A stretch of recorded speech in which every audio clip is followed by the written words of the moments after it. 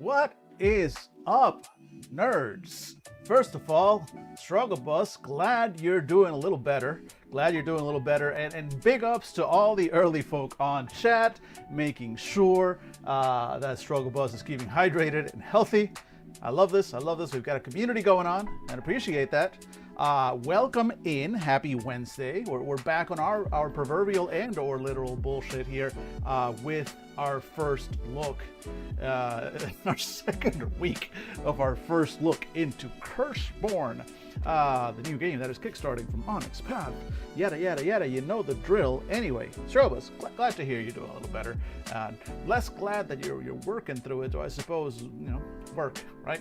You got to do the thing. So fine. Hey, folks. First of all, today's shirt. Never talk to cops. Just putting that out there. That is today's message. Do not fucking talk to the police. Never. Without your lawyer present. Period. If you take nothing else from this stream, how does that relate to Curseborne? I hear you ask in your head. Doesn't. It's just good advice. Anyway, I made a promise. To you folks yesterday that I would have something, because as we've established, Curseborne is a game in which everything is there's a lot of curses, and I cannot help but every time I see the word curses pop up on the Curseborne Kickstarter documents, right? I just cannot help but go, curses! And so I made a button for that. I tried to make it so that it would automatically happen whenever I said curses, but it doesn't. I'm pressing a button as to make that happen every time.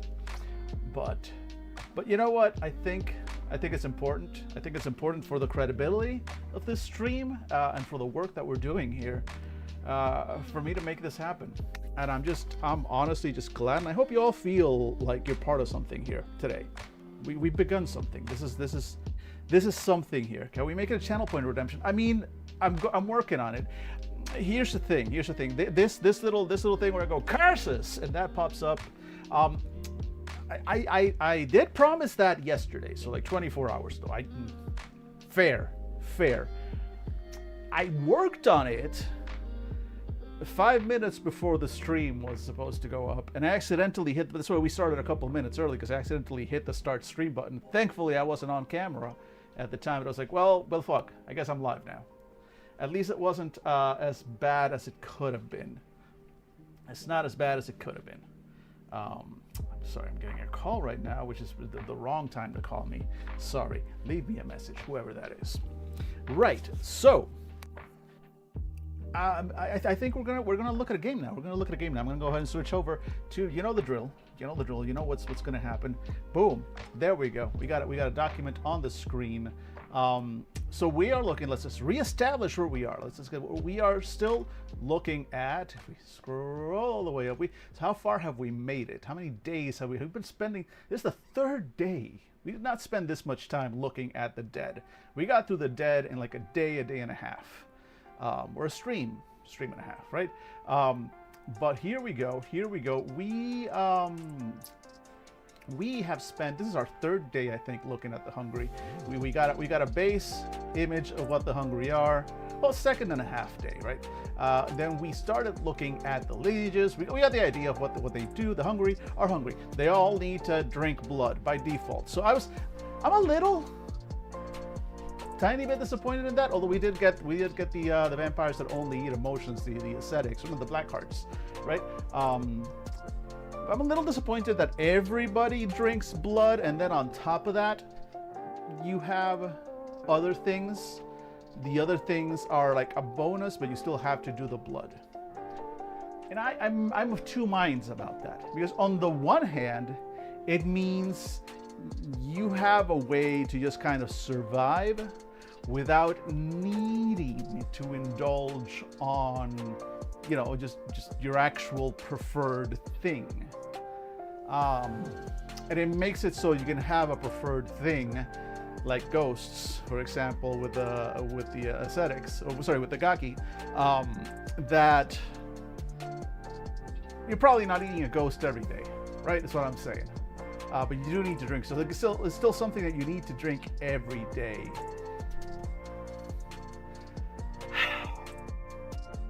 But making it so everybody has to drink blood? I mean, I guess you can live off of your preferred.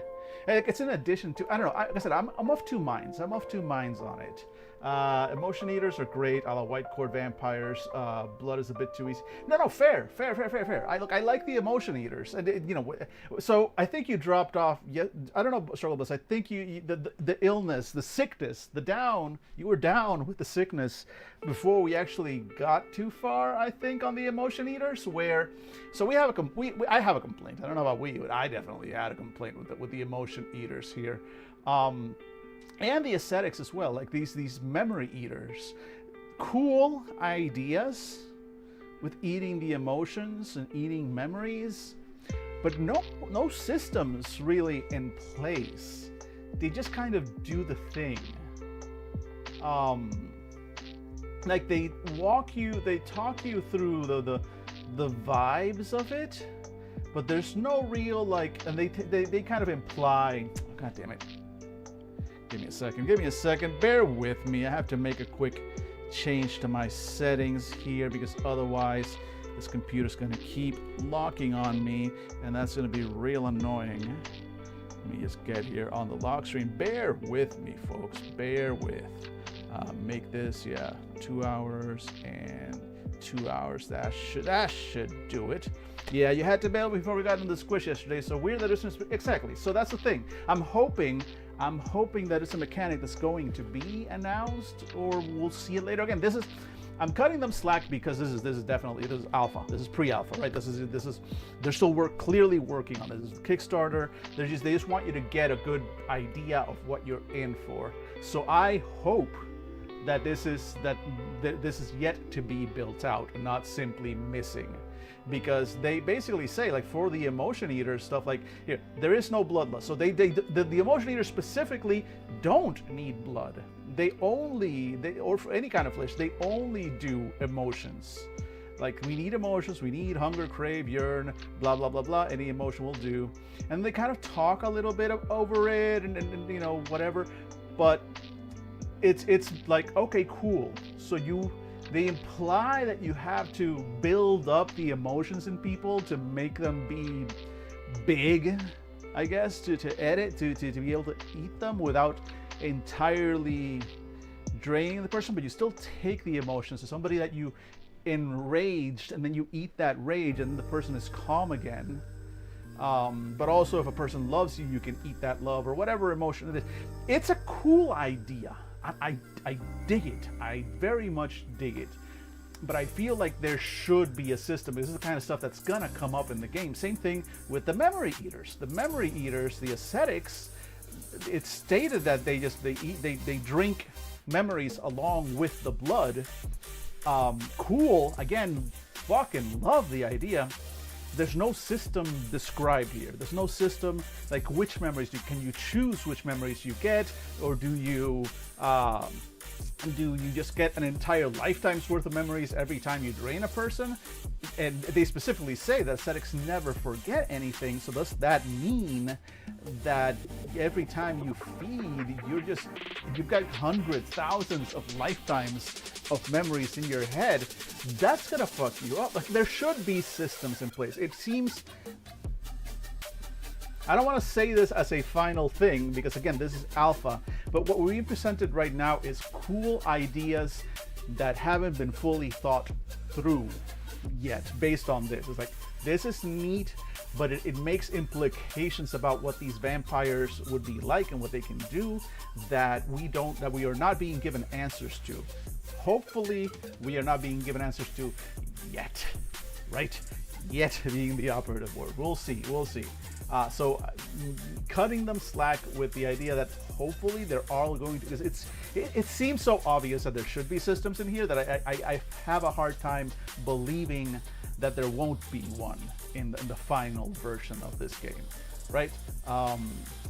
This is also like, all this stuff is released specifically to request feedback, suggestions, etc. from us, basically from people out there, which is stuff that I should be doing. But once I'm done, once I kind of do a stream on these things, I'm done with it for the moment. I don't immediately like shut down the stream and then keep going through these documents. I save it for the content, and B, also I just spent 3 hours yelling about 4 pages worth of materials. I need to step away for a moment. So I'm not going to be the one going to their forum and submitting things, and I'd feel weird about just submitting the URL to these streams. So I'm here as a force of inspiration. I'm hoping maybe this will inspire others to go forth and report. Maybe I'll hit the mental stats instead of physical, but use similar mechanics. Rug just have analogous offensive and defensive stats to interchange between the two. Oh wait, I skipped one part. No, I didn't. Maybe it'll hit. Oh, maybe not out. Maybe it'll hit the mental stats instead of it. Yeah, no, exactly. Like I said, we'll see what if any the system is, but it definitely feels like there should be a system, and we're not getting it, at least not yet. And there's information that we're not going to get. Like we're seeing things like these attunements. Like this hasn't been explained to us. We're kind of just going with the vibes right now. The vibes are cool, but unsettled because we're missing stuff. So we saw the let's see, let's go through the entire list real quick. So we saw how you feed, we saw how you spend your undead strength. We like this idea, and you buff basically you buff all your physicals or your mentals or your social, or you regenerate 1 injury at the beginning of each round for that scene. But every time you activate your undead strength, that's when the classic vampire weaknesses come in. We figure out how that goes. We had a little bit of back and forth on me not quite reading this part here correctly, where I wasn't sure like this by it off. It's like, oh, am I getting a bane forever? No, is it the bane only lasts for the scene? They specifically say that here at the front, that the following benefits and gain a single bane for the rest of the scene, so it goes away. This is cool. I actually, once I figured that out, I really like this mechanic. The more powerful you choose to be as a vampire, the more vampiric, or I guess hungry, the more accursed power you the more accursed power you wish to do, the more accursed you become in turn, as these banes kick into effect. Cool. Dig it. I absolutely love it. That means if you just want to be a little casual vampire running your little coffee shop and not really using your vampire powers, then you can go out during the day. You can eat garlic. You can do all this stuff, and you're fine. But the more bloodsuckery you are, the more you're gonna pay for that, because it's a curse. Exactly. You need to fuel the engine. So I like this stuff. I like the idea behind it. And so we have a couple of different torments rather. So torments are like when you give in, right? When the beast wins in old World of Warcraft kind of parlance. And you have the two options: the boundless hunger, which basically means like you just do not get sated. You start feeding and feeding, kind of real classic vampire losing control kind of thing. But also there's this one, the take what's mine, which I absolutely love, because basically just makes you a complete and total douchewad. It turns you into one of the 1%, basically. Everything you see is yours because it's you, and of course it's yours. I love this. I would take this. Take what's mine. Take this every time, because this is just an excuse to play a complete and total asshole for a little while. I mean, who doesn't want that? And then we looked at the families. So we looked at the ascetics, which are the information eaters. Very cool. We were worried about their system, but we like the idea behind them. There's a little bit of the nos in them. Then there's the blackhearts. These are the emotion eaters. We like them a lot as well. We love the way they're written. We have questions about their systems. But they are very much like you yearn for an emotional connection, fear you'll take too much, etc., etc. And you're also like outcasts within the hungry. Cool. And then we met the Gaki. The Gaki are the ghost eaters. They eat ghosts. That's It's basically them in a nutshell. They're also like the replacement for the like the Giovanni and all your other like necromantic flavored kind of bloodsuckers are contained within the Gaki with a bit of a Japanese, a bit of a weeb bent, but not too heavy. They don't seem to be relying on it too much. Like, yeah, we originally come and we take our name from that. Like the Japanese of old, we were isolated back then. Like we started back then, but the Gaki are now, you know, their own thing. Cool. They have necromantic powers. They eat ghosts. In addition to blood. They don't appear to gain information from eating ghosts. It's just a sustenance thing, but they still are information brokers, because when you have access to ghosts, you can question them, you can control them, you can get information from them, and, you know, in other ways, and then eat them. Cool. Good times. We like the Gaki. Gaki are interesting. Again, surely once we get to the power part, like there's this power forbidden temptation, like what is that? What does that mean? We don't know. We'll see it when we get to it. And the major path inheritance, you're dealing with ghosts, give you power over them, so you can summon a ghost once per session. You summon a ghost, and it hangs out with you. We think this fright template is basically a type of ghost. There are probably multiple templates, and this is like, you know, the fright, the spook, the horror, or whatever. Those are what we'll see. I assume we'll see that when we get to it. All excellent stuff. And then we left off at the heirs, not the hairs, the heirs, the lords. So let's dive right in to the next type of hungry. See if we actually finish all the hungry today. I believe in us, folks. I believe in us. Look, Struggle Bus came back from on his deathbed, on their deathbed. Just came back just to see this, just to see the remaining 4 lineages, the remaining 4 families, and I, for one, will not fail in my duty. So let's get right to it. We are the lords. The power of the bus compels me. Exactly. We are the lords.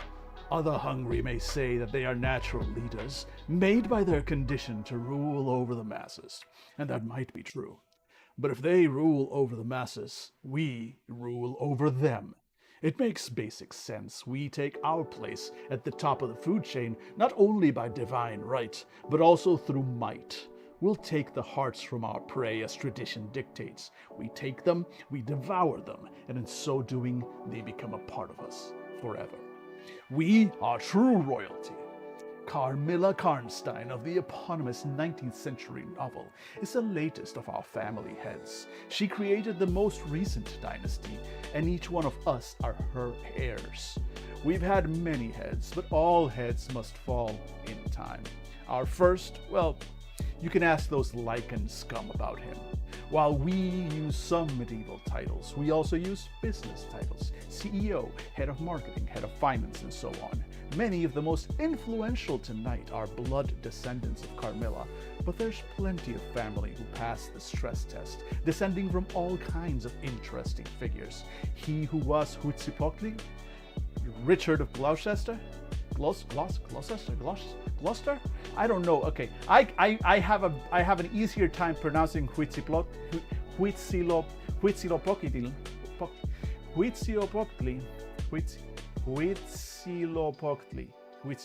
I can pronounce that. I have no idea how the fuck I say Gloucester.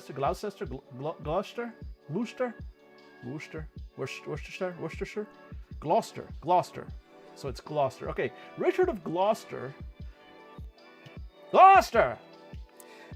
Vlad Tepes, Jure Grando. You want to know who really runs this town? Spoiler, it's us. From controlling the banks, the city infrastructure, and the media, literally nothing can get done here without our say. You think the other families have sway? It's only through our good graces. Even the other lineages are careful around us. The family provides. If you have a venture, the family will give you the resources you need to get it off the ground. Success is how we take our measure, though, so don't ride the family's dollar too long. These days, some of the younger members are disdainful of our structure, calling it rank nepotism of the worst sort, but what else is family for? Where who you want us to be? Who would you like us to be? I'm the high-heeled boot trampling all over your heart before I pluck it out. Wear your hidden desire and your undoing. Give in to me. You know you want to. We influence people. We dictate what others want and how much it'll cost. We like to work in tandem. Ideally, one of ours controls mortal desires and another their purse strings. We feast on those who need us, whether they're beggars for our financial fortune or dedicated fans liking all our posts. Our family dinners are lavish affairs where we show off to each other. All our donors are willing, even those who don't survive the night, and we reward them generously. We like to cultivate clubs and mortal families of donors. We can satisfy ourselves on blood alone, and for those we want to keep around, we do just that. For those deserving greater sacrifice, why, it becomes a sin of the heart. Stake the rich. Yeah, exactly. The heirs have confirmed themselves as the man, capital, trademark, the man, and therefore are now primary targets. Exactly. Look, which was the one that eats the rich? There was one that was like, there was one specifically that we saw. Was it the? I think it was the blood, the black bloods, right? The black hearts. I don't know. There was one that was specifically eats the rich. So here's the rich. Eat them before they eat you. Let's see. Where they go? Went too far. All right, here we go. Here we go. You know, the easiest way to solve things, we throw money at problems. We're the 1%. They literally say it. We're the 1%. And there's not much money can't solve. If that fails, we turn our considerable resources towards the problem. Of course, that might grind an entire city to a halt, so use such extreme measures sparingly.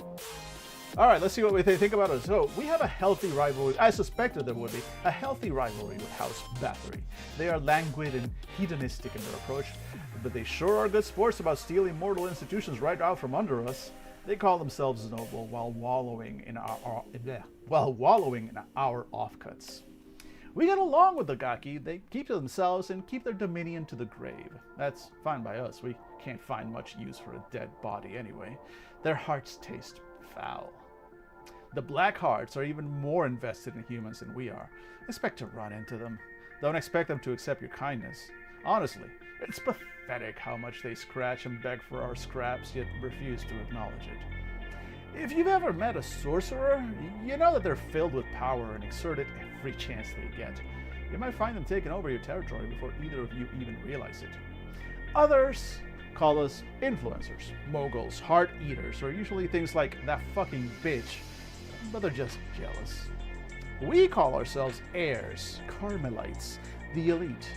Mostly, we call for our servants, and they know better than to speak to us.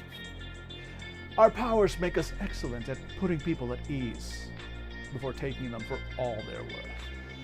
So their path skills, if you choose this as culture, leadership, and persuasion. Again, they're nailing it on the chosen like skills. If you choose this, these are the skills that you choose. Culture, leader, these are the skills for that family. Yeah, checks out. So far they have nailed it on all of those. Big focus on social with a bit on mental. Cool. They have access to executives, club owners, gala events, charities, festivals. Shared senses is their spell. I repeat, someday we will see the spells, and hopefully I will be pleased. So if you choose the heirs as your major path, your influence seeps from you. Even if you have no temporal power over others, you gain +1 social advantage on actions to persuade others. If you've eaten a human heart in this session, another character with +1 social advantage over you loses their advantage. Interesting. Alright, motifs. So you gain +1 enhancement of casting a spell with the emotional attunement. Okay. Casting a spell with the physical attunement, gain access to the following trick. If the spell is not rolled, you gain the trick's effect for free. Impression. One hit, your target cannot help but to feel lasting impression of you. They gain the odd status effect. That's cool. I kind of like that. It gives a particular twist to those specific spells. When casting a spell with the Psychic attunement, bleed 1. Okay, and Psychics are cheaper, so they are better at emotional manipulation. They can use psychic manipulation, psychic powers more easily, but because they cost less for them. And when they use physical spells, physical effects, they can choose to they can do this. They can make it so that people are like, oh my god, Cool, cool. Play an heir if you want to take the crown. The king is dead, long live the queen. Shape moral desires to your whim and have them worship you. Or lead a city with an iron fist wrapped in a velvet glove. I like it. I like it. Okay, I mean, they're very... So again, this better be early. Because again, it's implied.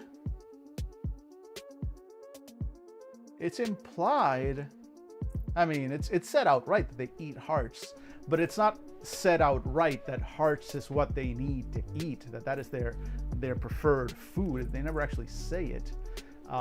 It's just implied through this, which seems a bit of an overlook, really. But it's implied that they eat hearts. Cool.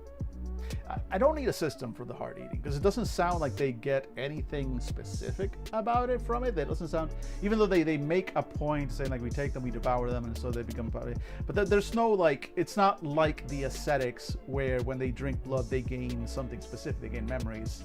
The Gaki, yeah, the other ones just you eat the thing.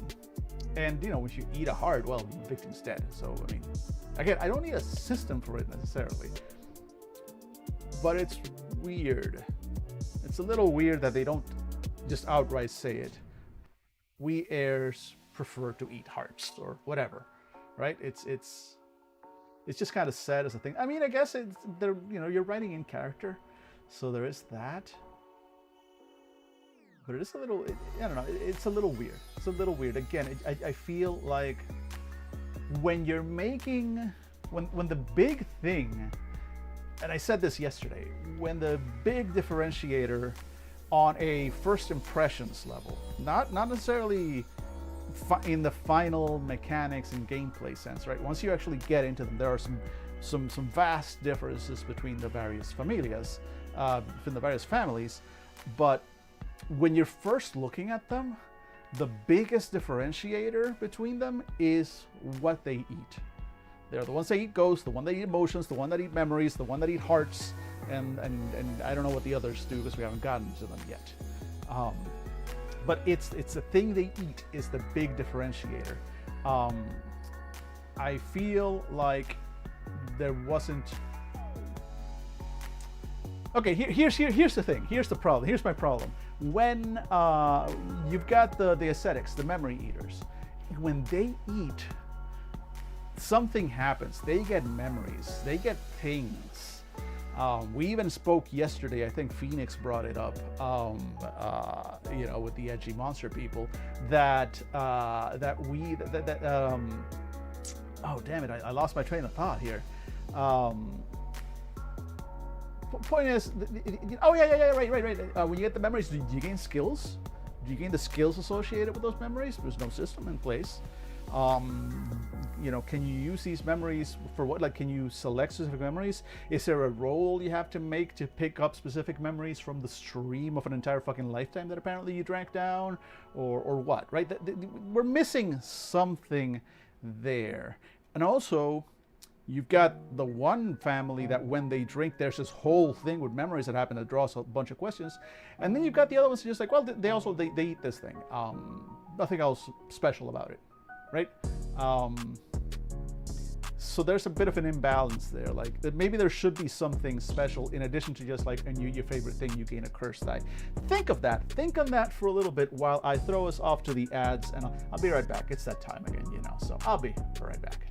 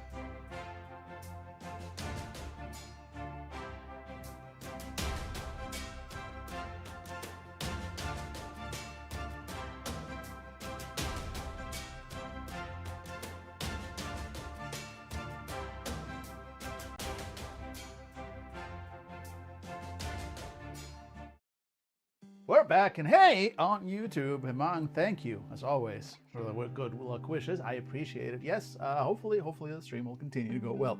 I appreciate the hellos. And to everyone else, welcome back.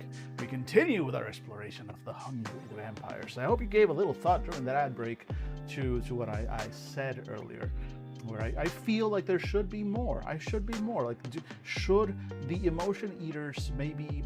Look, if you're gonna give one family in-world, in-game advantages, right? When they do their special feeding,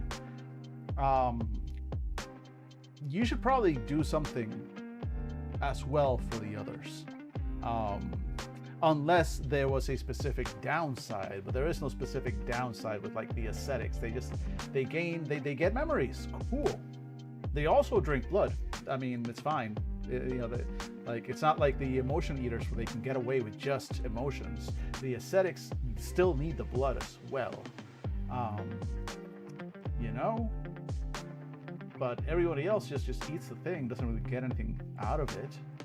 So I don't know, feels a little weird, feels a little imbalancing, right? These guys seem like they would drink the Kool-Aid. All right, folks. Let's go on. House Bathory. These are the NPC that we were introduced to the hungry with, Eve or Ava, was it right? Eva. Eve, yes, Eve from House Bathory. Was from House Bathory. I think that's the whole point I was making. So this is our representative. These are the most vampires, the stereotypicalist of vampires. Are you crashed ground control because of earlier? Yes, you are. Oh boy, what? I guess it's my own fault. I can't blame the program. I mean, it's half working anyway. I never actually see my stream preview over there. I cannot blame the program for just crashing because my computer completely locks. That's on me. But I wonder if there will be other programs in the future. Anyway, Curses, House Bathory. Let's dive in character, shall we? Don't you want to just indulge in immortality? Oh, sweetie, we hunger for luxury. What greater purpose is there to an eternity than pure bloody enjoyment? We have the skills, we have the graces, we have the skin like chiseled and polished stone, eyes like glittering jewels, and lips like soft pillows, waiting to just... We are nobility, and we get what we want. We take it. No, we earn it. We don't wait for it to be passed down like some bloody heir. We see what we want, and it's ours. Now, open your wrist. This bath's getting crusty and needs a top-up. Don't believe everything you read. Our history starts with Elizabeth Bathory. Beautiful, forever young, bathed in virgin blood, Countess Bathory was a strong-willed woman. In possession of land she was unwilling to surrender to her king. He imprisoned her and did what powerful men always do to unbowed women. He spun lies about her, called her a witch, a murderer, a tyrant, a brute. Don't get me wrong, our beautiful countess was a cruel tyrant, but murder 600 people and bathe in the blood of virgins? No! It was closer to 60,000, or is. Now, don't do her a disservice, or she'll want a bath in your blood. Don't think I'm joking, honey. We luxuriate in her honor. We are Bathory's descendants. We owe it to her to enjoy immortality. She's lived an eternity of bad press. She suffers so we can live. There's not a sensation I'd choose to avoid, no sacrifice I'd be unprepared to make if it meant my life improved as a result. Does that make me a monster? Oh, it means I understand what it is to come up from nothing and take my due with both hands. We love a good time. Our house follows the same hierarchy as any noble court, and power and favor flow down from the head. I admit to a certain amount of nastiness in our part, but we're doing better now. We acquire and parlay titles all for fun, wear gowns and makeup like some French court without decapitations on most nights, share and share alike within the family. But looking outside the house, make them pay for the spells, the magic potions, and the curses in which we deal. The house applies the title to every Batherite, from dukes and duchesses to barons and such, but don't expect to use them outside of formal family events. Are we murderers? Not if we can help it. You'll hear tell of baths filled with blood. Yes, I'm in one right now, but in truth, all we need is a basin. Even. There are always some who take it too far too often, but if you find your estate filled with venators wanting your head, there's no law I recognize that stops you from grabbing them, putting them on hooks, and slowly bleeding them into a suitable receptacle. Unlike those other butchers, we exalt in blood in favor of consuming it. We're often hunted. Tragic as it is, we Bathorites have a reputation. Therefore, martial training is common. We like to enforce our will rather than command others. We train with weapons and claws, teeth, and acrobatics. Other accursed may not expect it from us, but that's why we're so damn good at defending ourselves. Music volume down just a bit, or I can bring it down a little bit. No problem. Let me see. Where is it? Yeah, I can bring it down just a bit. Boop, boop, boop. There we go. Let me know if that's better, too low, too high. Happy to change again. Yes, anytime the volumes are weird, please let me know, because I don't hear the same mix you do on your end. Cool. All right, perfect. Where'd we go? Offer the forbidden fruits. You know, the most desirable sensations are the ones nobody talks about in polite society. Well, you can talk about them with me, honey.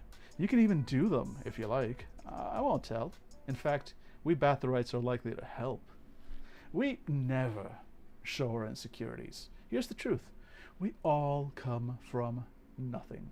Almost every Batherite was someone on the wrong side of the tracks, someone blackballed or ignored. This curses is our chance to take what we were never given. These titles, this pageantry, it's all an affectation, sweetie. But now we have this power. We'll bloody well use it. I love them. I kind of love House Bathory. They are theater kids through and through. They're straight up like, yo, I'm a blood-sucking creature of the night now, and I'm gonna act like it. I'm going to act like I like the Bathorites. They're so dramatic. Cool. Good fun. Relations. Let's see what they think about the others. We adore our Blackheart cousins. You might look at them and think, why can't they stop complaining? Well, I have an answer. It's because they wish they were as fortunate as us. They're still stuck in the self-hating stage of their curses. We worked out how to weaponize it, and so we take on the role of the older cousin with those dears. What's the difference between a villain and a supervillain? Presentation. That's right. That is correct. I love that. The heirs. Someone believes their own press a little too much, I feel. You recall I told you about Countess Bathory? Just guess which family her king and the motherfucker who imprisoned her was cursed to join after she left him for dead. They hold station like it's a weapon and mock us for our aristocratic epithets. And then they chew on a heart like it's somehow civilized to do. Oh, I love a night out with the Vorare. Have you ever hammered a steak? It can infuse the meat with flavor. Well, the Vorare are a perfect steak tenderizer. We then enjoy the meal after. Like the ascetics, sorcerers usually fare well in our courts and come for us for illicit indulgences. They like to believe themselves sovereign, an illusion we happily grant.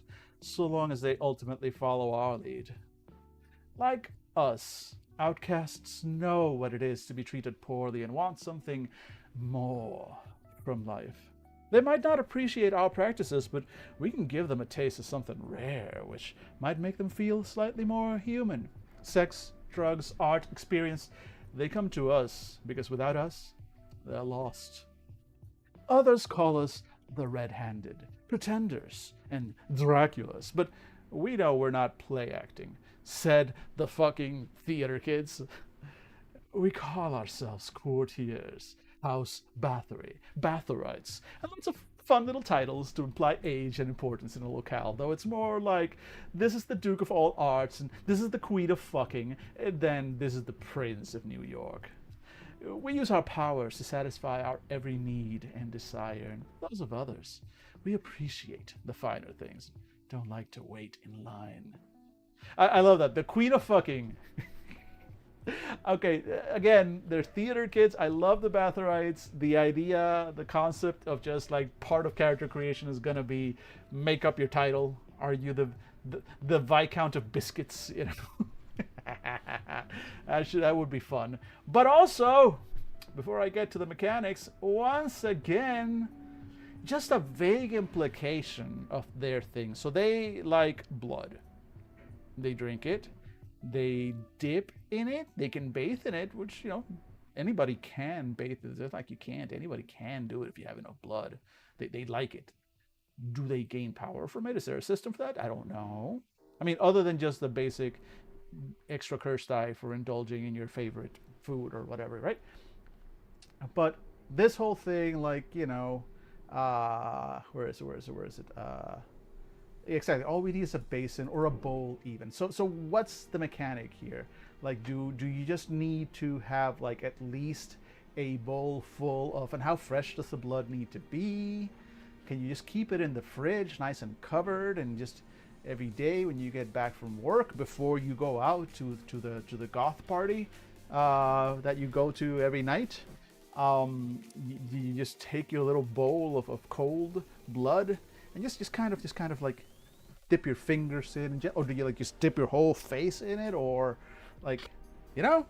Again, I really love the interaction between the different lineages working together instead of existing far away from each other out of fear. Yes, I do like. So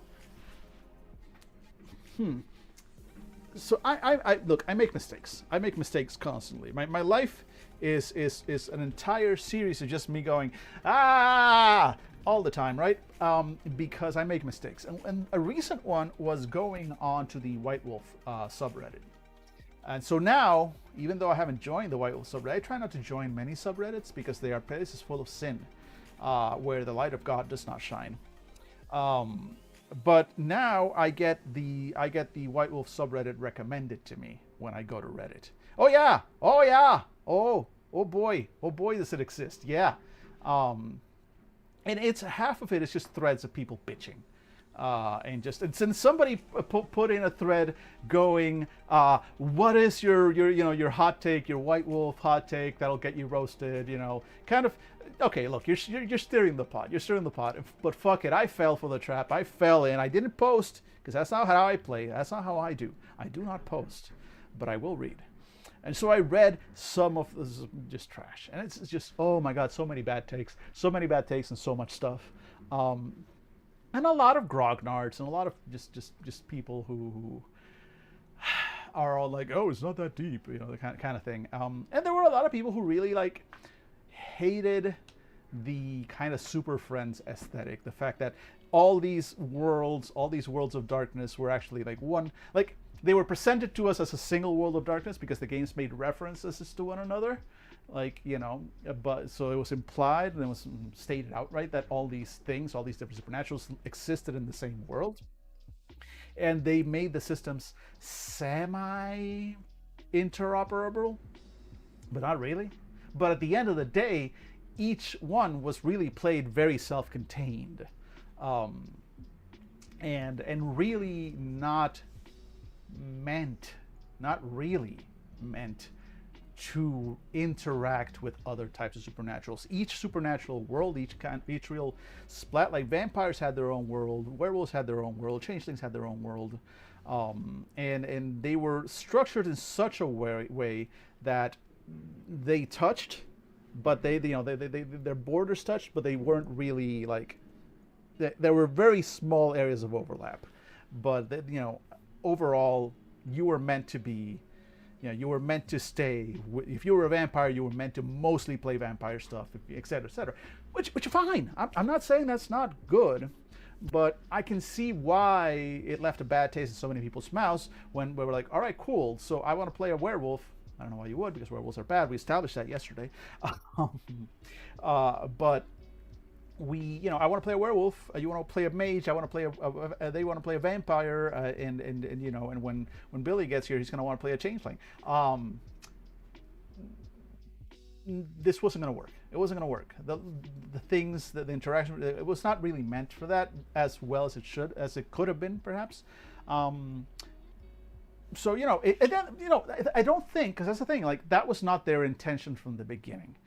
We made different game lines, and then we kind of just shoehorned that they were all taking place in this one world of darkness, but they were different games, different game lines, different experience. Each one presented a different experience, and that is fine. Now we come to Curseborne here, and they seem to be taking the approach from the beginning. No. You exist in this world with all these other accursed lineages, right?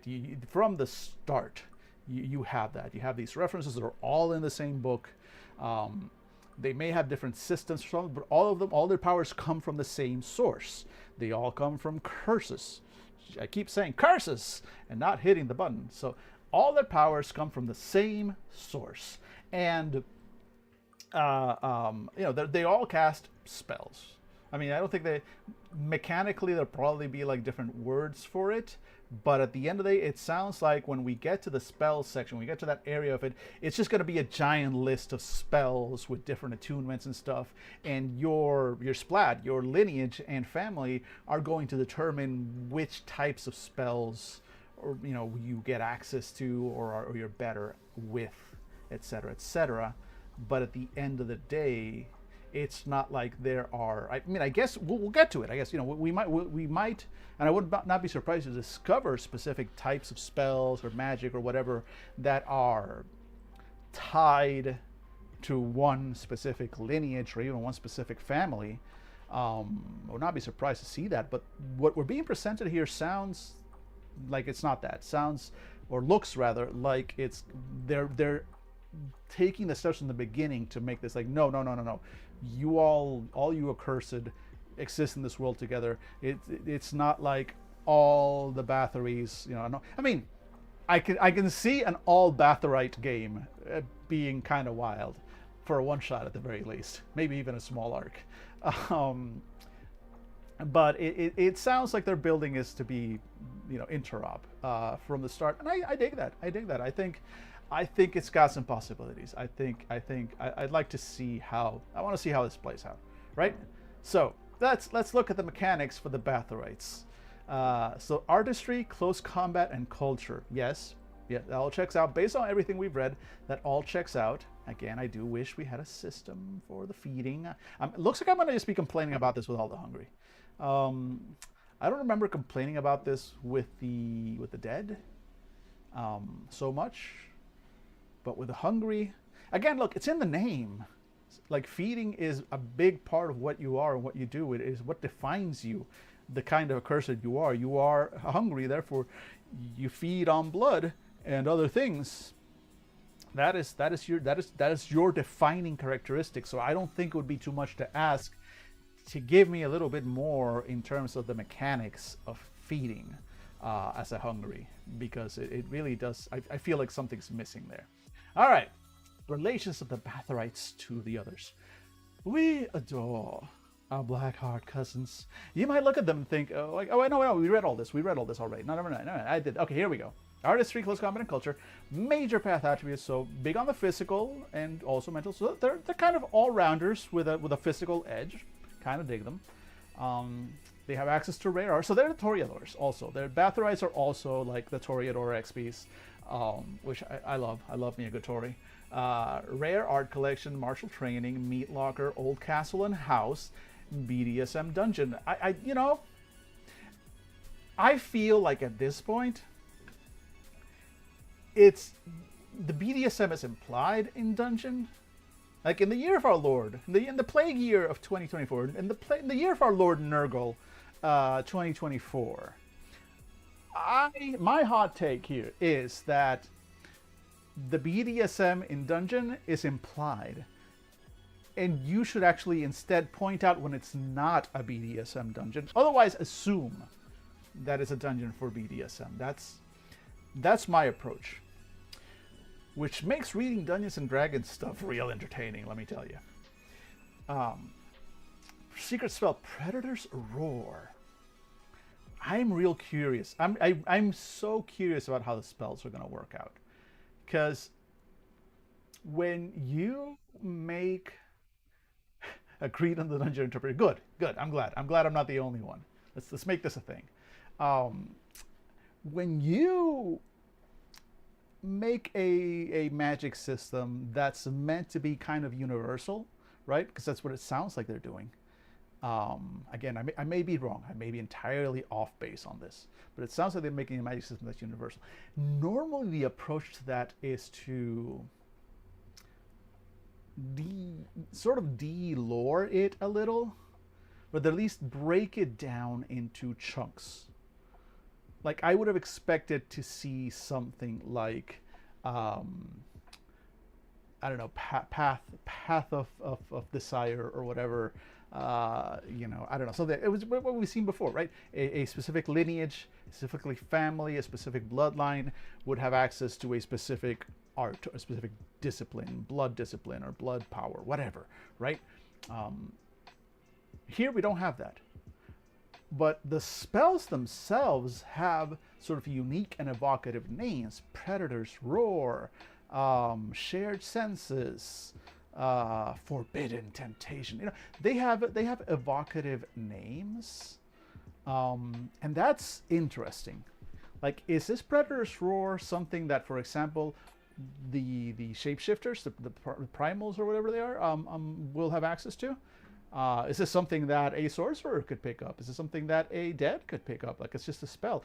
Or is this a hungry only thing? Like, I'm real curious how this is, because they seem to be specific defined powers rather than a more sort of generic, like, you have 5 dots in the discipline, or in the power line, or in pleasure attuned, or whatever powers.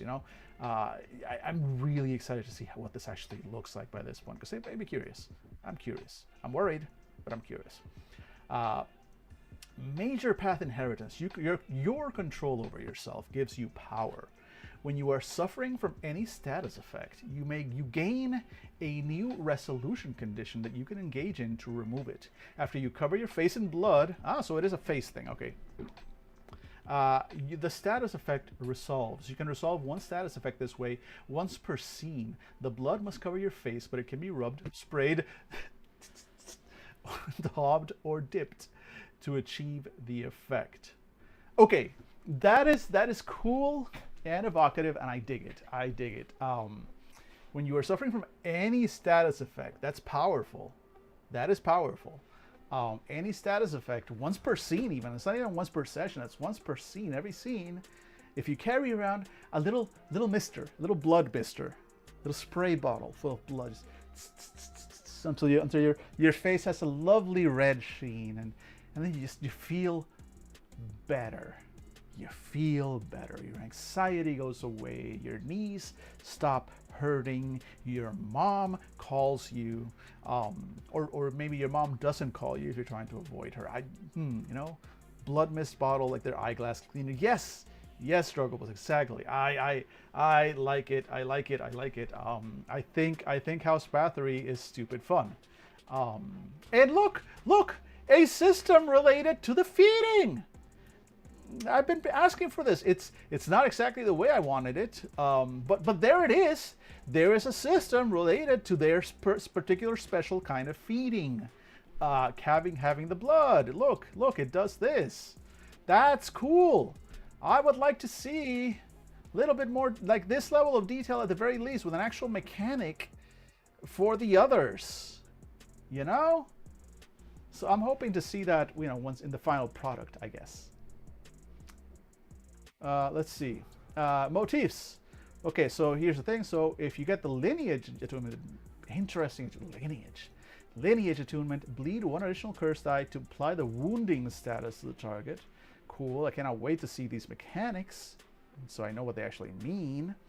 You may cast spells with a physical attunement as a reflexive action, because again, you're powerful physically. Yeah, they did establish that. And when casting a spell with physical attunement, bleed 1 additional curse die to apply the inspired status effect to an ally.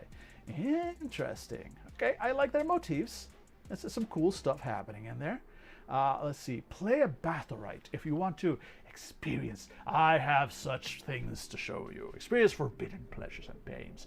Pull yourself from nothing to be somebody, and enjoy the pomp and pageantry within your own family. I like them. I like the Bathorites. They seem like they're fun. I like the idea of them literally just LARPing being nobility.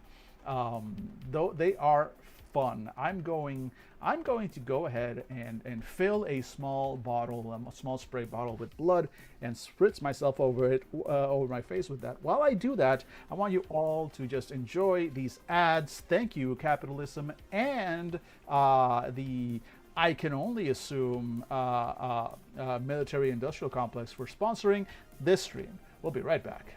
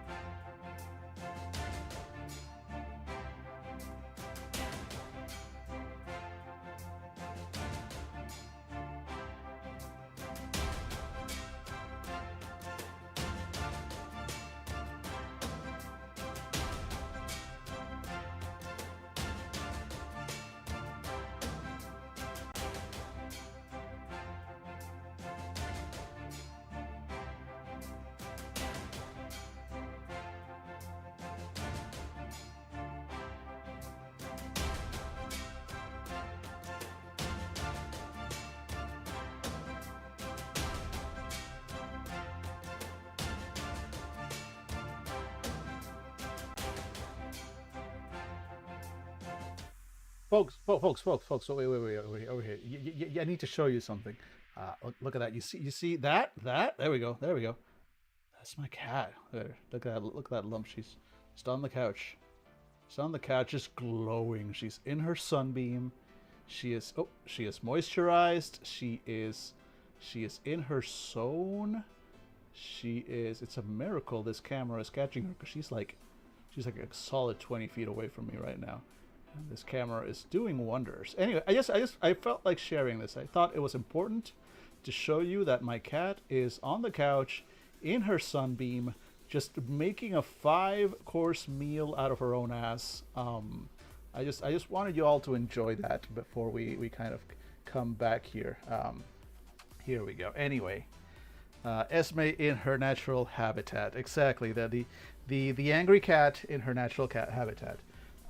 Enjoy. That's for you folks. That's for you folks. Never say that I don't do anything for you, because I do.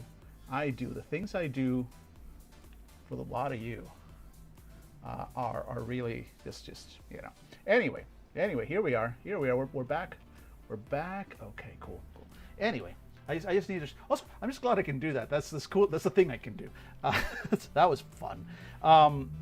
Let us go on to the next and honestly, I think this is the final one, right? Yeah, the Iscariots and no, there's two more in the Vorare, but I think we can get to them. Oh, there's some powers over here. There's some. Oh, yeah, we did see a little bit of powers. Okay, so this is interesting. Foul humor. Okay, anyway, we saw a little bit of this with the dead. We'll see that later. I think we can do this. I think we can do this today.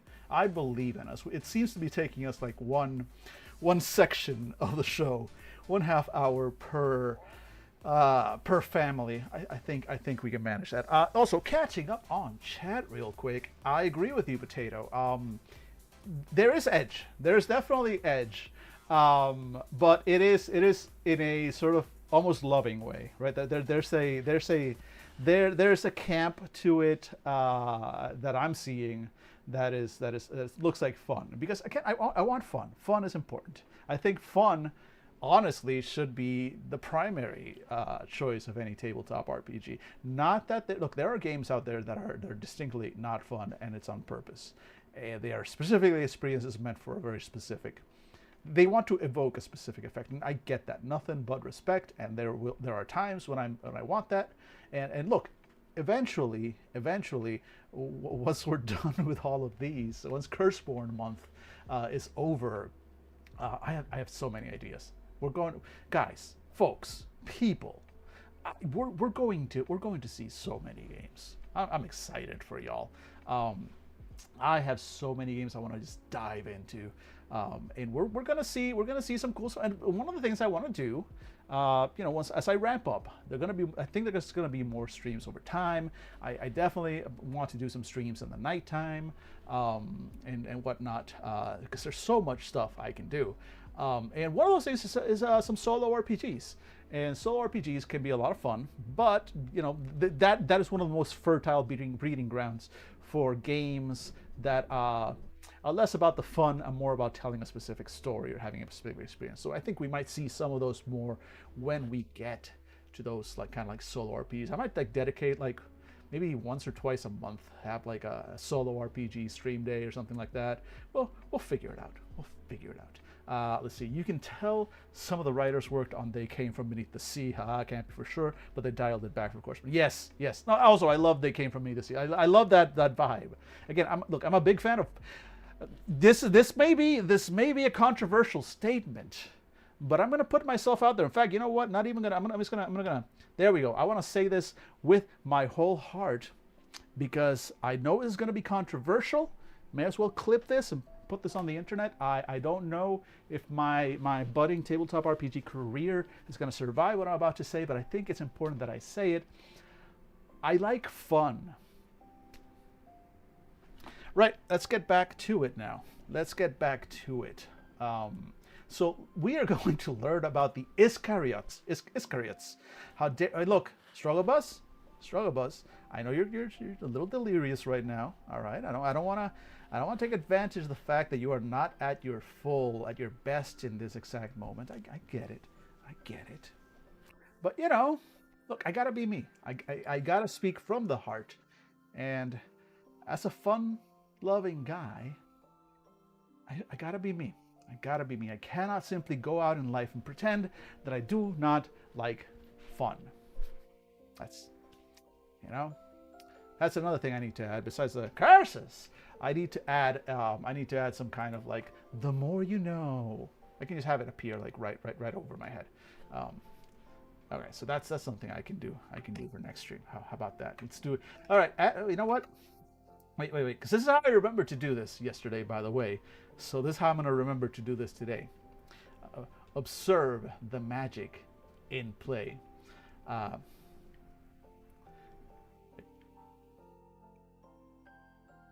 Hey Siri, remind me tomorrow to make the more you know graphic overlay on OBS. Cool. That is how that works. She made the reminder. I see it down there. I have the science. I have the technology. I have invented shit. I've invested in technology that allows me to yell at a computer to remind me to do things. Love it. Iscariots. Let's read on them. Let's read on them. These are the next ones. We've got 2 more. We're coming so close to this. I know. Look, I saw my viewership go down. One of you fuckers left when I said I liked fun. That is how this is. How dare you? How dare you? Whoever left. Oh, I'll find you. I'll scour the logs. All right, you have poked a hornet. How dare you leave because I said I like fun. Look, some of us run on spite. All right, fair. America runs on Duncan. Struggle Bus runs on spite. Let's read on the Iscariots. I'm curious about these guys. They haven't been mentioned much. Let's see. Judas Iscariot was a rebel to his core, even betraying his best friend to incite an uprising against the Romans. Idealism like that. Wait. I'm reading this all wrong. Judas Iscariot was a rebel to his core, even betraying his best friend to incite an uprising against the Romans. Idealism like that doesn't die, and Judas rose 3 days after hanging himself. He's traveled the world since, sharing his blood with revolutionaries everywhere to create House Iscariot. We hunger for justice because we know guilt, justice of the spirit and the flesh, especially the flesh. Oh Lord, I really want to taste your sweetness. I really want to know you. Let me taste you again, my Lord. Alleviate this hungry guilt for me. Okay, here we go. Potato, you just mentioned how they're not all edgelords.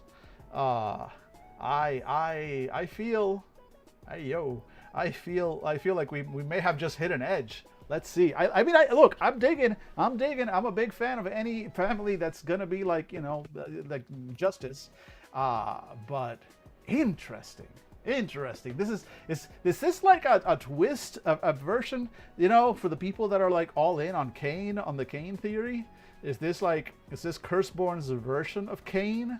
I think these guys are not totally mentally okay. No, they're probably not, Phoenix. I suspect you're correct on that one. Let us continue exploring this fucked upness. We bear our lineage proudly. Judas' betrayal. Judas. Also, did I not say something? Did I say? No. Never mind. I thought I had said the word, but I hadn't. Judas' betrayal, Judas, was a noble act. It was. You clearly lack a backbone if you won't sacrifice your own. It was also necessary. The carpenter's son wouldn't be nearly as famous today without Judas. I may be Christian, but not all of us are. Some Iscariots believe our progenitor was another legendary rebel like Loki or Enki. We don't get into long arguments about it, though. We all know we have the blood of noble traitors in our veins, and we're proud of that fact. We're here to fight. We are rebels with a cause. Any cause will do. We fight for justice, equality, and freedom for all people. We make good trouble. We topple tyrants and raise up the oppressed. We happily burn the city down rather than let justice stand. We take a bite from those who hold us down. A big, hearty chunk. Is this body your body, my lord? Yo, these guys are fucked up. I'm getting whiffs. I'm getting hints of Bruja. Latter day Bruja. Cool. Fucked up. Also, there's which vampire, the Requiem, one of the clans or whatever they were called, bloodlines, I forget what they were called in Requiem, but one of them was like super Catholic, super Catholic, but in a weird sort of way, like a real twisted Catholic thing. And I'm getting kind of a little bit of that as well. The cause matters more than friendships. We remember our roots and know that sometimes you must betray someone for the greater good. Sure, maybe you were friends once, but if they aren't willing to live and die for the cause, they weren't really your friend. We'll even turn on each other if the cause is right. Once a betrayer, always a betrayer. Isn't that what they say? Your flesh for my flesh, mine for yours. That's the nature of sacrifice. Anyone can scrap with us. We organize in cells, fraternities, and sororities, which often include mortals and other lineages. We unironically claim the moniker of Justice Warriors. Personally, I for one, those of you who have seen my, in fact, I can just do that real quick. Those of you who've seen my socials will know that I identify within my profile as a social justice glitter boy. So like that's me. If you're a social justice rogue or social justice mage, social justice sorcerer, I am a social justice glitter boy. If you don't know what a glitter boy is, oh boy, just wait. Just wait until the day that I build up the courage and the sheer intestinal fortitude to fucking go over rifts. Yeah, buckle up. Buckle fucking up. Let's see here. The cause matters more than friendships. We remember our roots and know that sometimes you must betray someone for the greater good. Sure, maybe you were friends. Oh wait, we already read that. No. Anyone can scrap with us. Okay. We organize in cells, fraternities, and sororities. Blah blah blah blah blah. You'll find us fighting alongside the oppressed and downtrodden and silencing the voices of those who overtly harm others. Though I have met less savory Iscariots championing conservative movements. They're next on my list. I'll bite their throats out to stop their vitriolic spew. We feast on those who deserve it and those whose sacrifice is worthy. Such is our curse. It doesn't matter if what they've done is legal or not. If evil lurks in their hearts, they're good enough for us to drag to the dinner table. If they'd make a good martyr for a good cause, that's also fair. We don't want to turn the righteous into our victims unless it serves a noble end. In my view, guilt tastes so much better than innocence. I know its flavor intimately. We stick together most of the time. Our family dinners can be violent affairs, mixing politics, fisticuffs, and biting in equal measure. But when things get bad, we band together and go to war. We're stronger as a family, and many rulers find their fortune turning after dealing what should have been a grievous blow to us. It's a mistake they don't live to regret. Of course, we rarely stay in power for long. Sooner or later, someone else thinks it's time to overthrow us. So, the Iscariots are basically the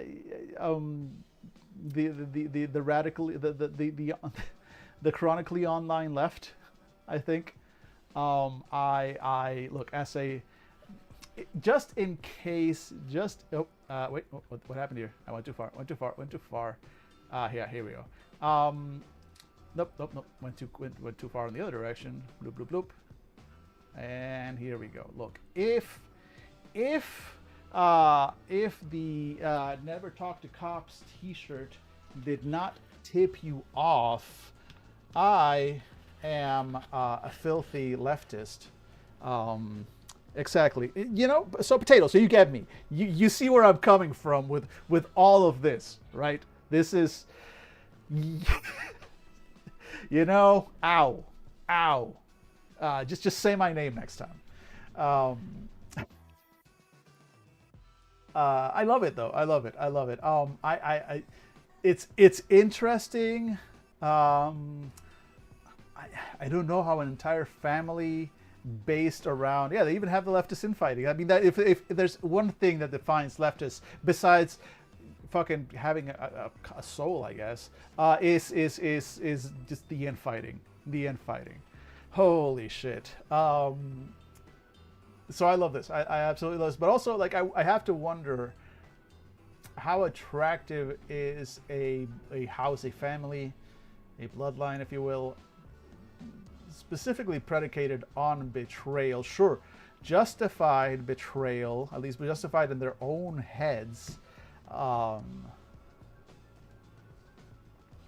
Yeah. I mean, all the families have reasons for others to distrust them a little bit, but this feels like, so what's your thing? What's your house's thing? Well, our house's thing is that we will stab you in the back, which again, very accurate representation of fucking leftist infighting. All right.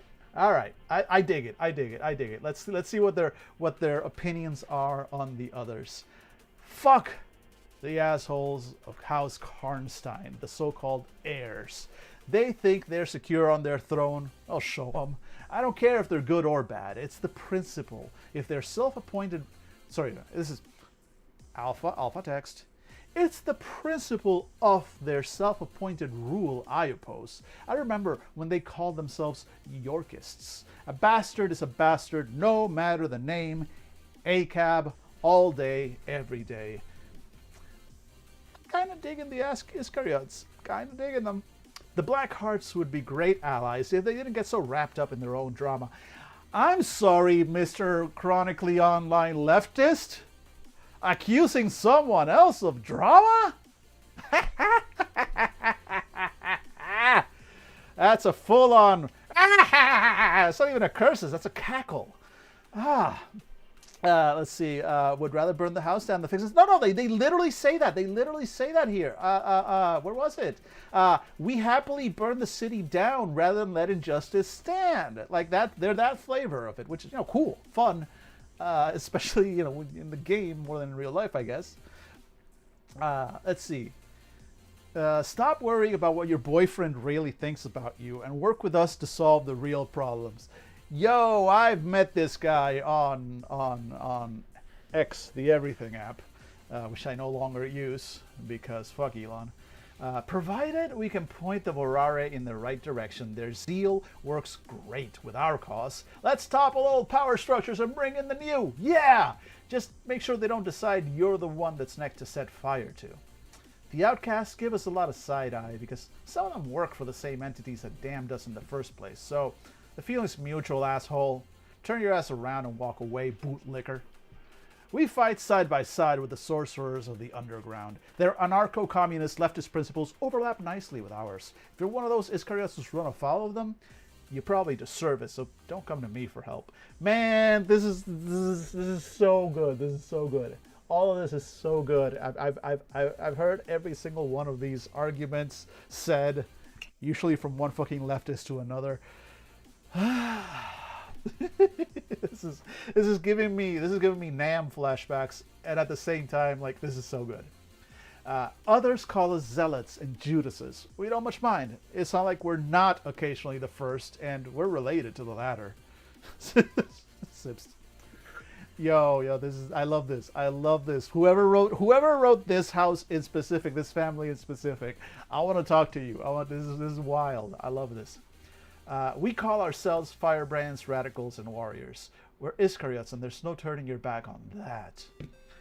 Our powers give us a natural talent for inciting violence and riling up emotions. We're adept at tracking our targets and striking from the shadows. We're at our best when we're the underdog, and we always get back out for round 2, or 3, or 4.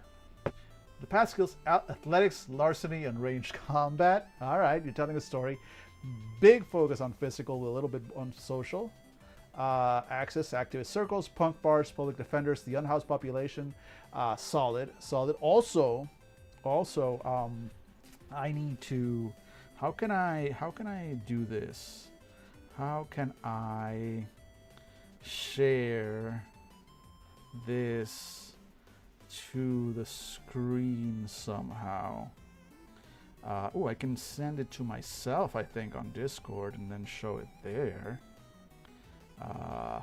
Let's see. Can I send it to me? Maybe not. All right, look, fine. I'm spending too much time trying to figure out something. I should have had that ready. But anyway, just in case you haven't seen the headline recently, I will have it here. Let's see. Let me read it out. So the Dropkick Murphys. Have you heard? Have y'all? In fact, here we go. Let's see. Can I get this on? No, it's too bright, and this wants my face more than anything. Wait. Stop it. I don't know if this will work. Let's see. Can that focus? No, because the thing. All right, you can't see that. I give up. Anyway, Dropkick Murphys. Dropkick Murphys. If you haven't heard of the Dropkick Murphys, you should. They're fucking amazing. Anyway, the singer beat a skinhead giving not the Nazi salute off the stage at an NYC concert. Hell yeah, NYC. Just in case anyone was unclear what the Dropkick part of Dropkick Murphys was about Ken Casey, the bassist and singer for the punk band, took care of an unwanted stage occupant during a show at Terminal 5 in New York. That does sound about right for the Dropkick Murphys. Fuck yeah. We're getting it here. Ken Casey, honorary member of the Iscariots. I think. Not that I don't know. I don't know if he would betray anybody. He seems fine. Big fan of beating the shit out of a fucking Nazi shithead at a concert. Big fan of that. Good to know. There's still good artists out there. Let's see what they've got. Secret spells. Oh, they get 2: provocation and present dismissal. Major path inheritance. Okay. Interest. Okay, so there is definitely, and we saw this, I think, with another one of the families, another one of the lineages. This is the second time I've seen this mentioned. There appears to be a bond system. You can form a temporary bond with specific ratings. Right. I think it's the one of the dead, was it, that had that you like people. You have an easier time forming like a level 2 bond with people, but also the ones that don't like you automatically start at a negative level 2 bond with you, something like that. So there are these bonds. It's interesting. I'm curious to see what the system is, because I'm going to be honest. That's one of the mechanics from like Powered by the Apocalypse games that I have a hard time clicking with. That whole sort of like bond / thread / whatever the game calls it, that's like meant to represent mechanically a connection between characters. And I say this as somebody who tried. When we get to Friday this week and we go back to my game, I can talk more about that then. But I tried to have something like that. I tried to have a connection system between characters and between things, and you'll be able to affect your connection level and whatnot. But I don't like it. There's just something. There's something about gamifying relationships that I instinctively dislike. That said, we're playing a game. So, everything's gamified. And I might just need to get the fuck over myself. Also, we'll see how the system looks once we actually look at it. But there's definitely some kind of bond system within the game, and I'm curious what that's like, since it's not super critical. And the way I say that it's not super critical is that not every, or even not even the majority, like so far it's been like one family out of each lineage so far. Again, we're in the second lineage because I am slow, because I keep doing stuff like this, going on sidebars.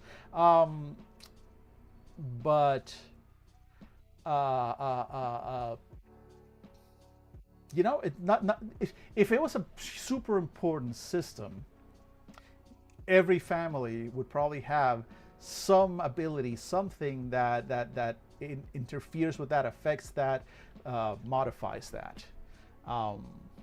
But the fact that only very, very rare ones have something that interacts with that specific mechanic tells me that it's not super critical.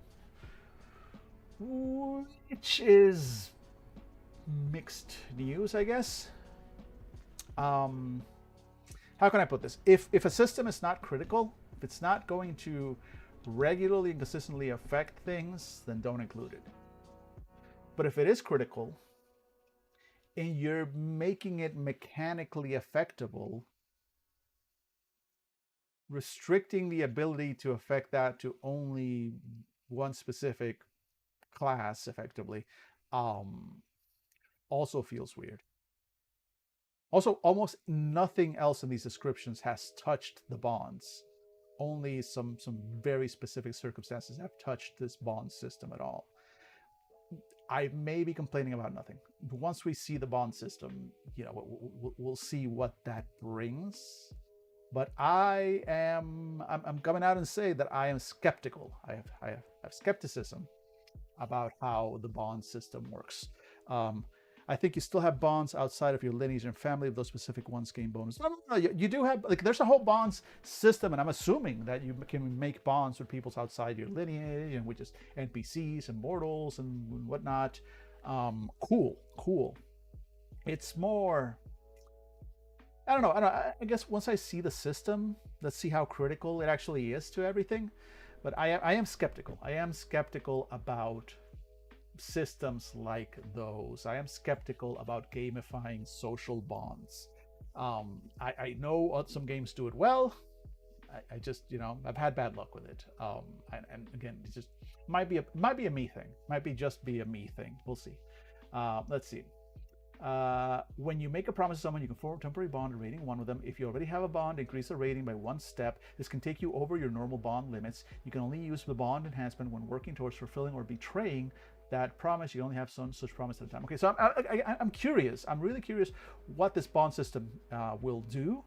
Because, okay, cool, I can do this, I can increase it. What does that actually get me? What mechanical benefits does that actually give me? I'm real curious about this bond system because of that, because this is your major thing that you give me. And other classes are getting some real wild stuff with their major path, like, for example, removing a status effect by spritzing yourself with blood, or bonuses on all actions to persuade each other, or what is it here, like, you fucking summon a ghost once per session. So this specific thing about the bond thing, cool. I just want to know whether this sort of scales, this matches that power level that we're seeing with the other things, right? So I'm curious. I'm increasingly curious, still skeptical, but increasingly curious about the bond system. Let's see, motifs. Cast a spell with the emotional, bleed one additional passions flaring area. Interesting. So inflame passions, literally. So this cast psychic attunement to target, bleed one additional to apply the liar status effect to the target. Interesting. And when casting a spell, physical attunement, bleed one additional to gain 1 negative bond with the target. Ooh, interesting. So basically kind of a taunt thing. Play an Iscariot if you want to, align your just cause with that of mortals. Watch those in power burn while you devour their sins, and consume the flesh of the guilty as punishment, and of the innocent to make martyrs. So here's the thing. This whole consume the flesh of the guilty, like, we're back to what do you eat? So the Iscariots eat the guilty, but also the good? Are you supposed to go out hunting for... And what do you get? Like, and eat the flesh, like, I mean, they make several mentions of, like, taking a chunk out of people. Like, so is that their thing? Again, you make feeding their main thing. Tell me more about the feeding. I need to know these things. So my complaint about that is that, again, with every family, my complaint has always been, what about the feeding? Tell me more about that. What's the system? What does that mean? What does it do? Forget the morally gray folks. Eat douches and publicly off the innocent. Exactly, right? It's a little weird. So again, if you want to do these things, play an Iscariot. And if you want to learn more about the Vorare, who are our next family, you're going to need to sit through these ads, because again, it's that time. I'll be right back, I promise.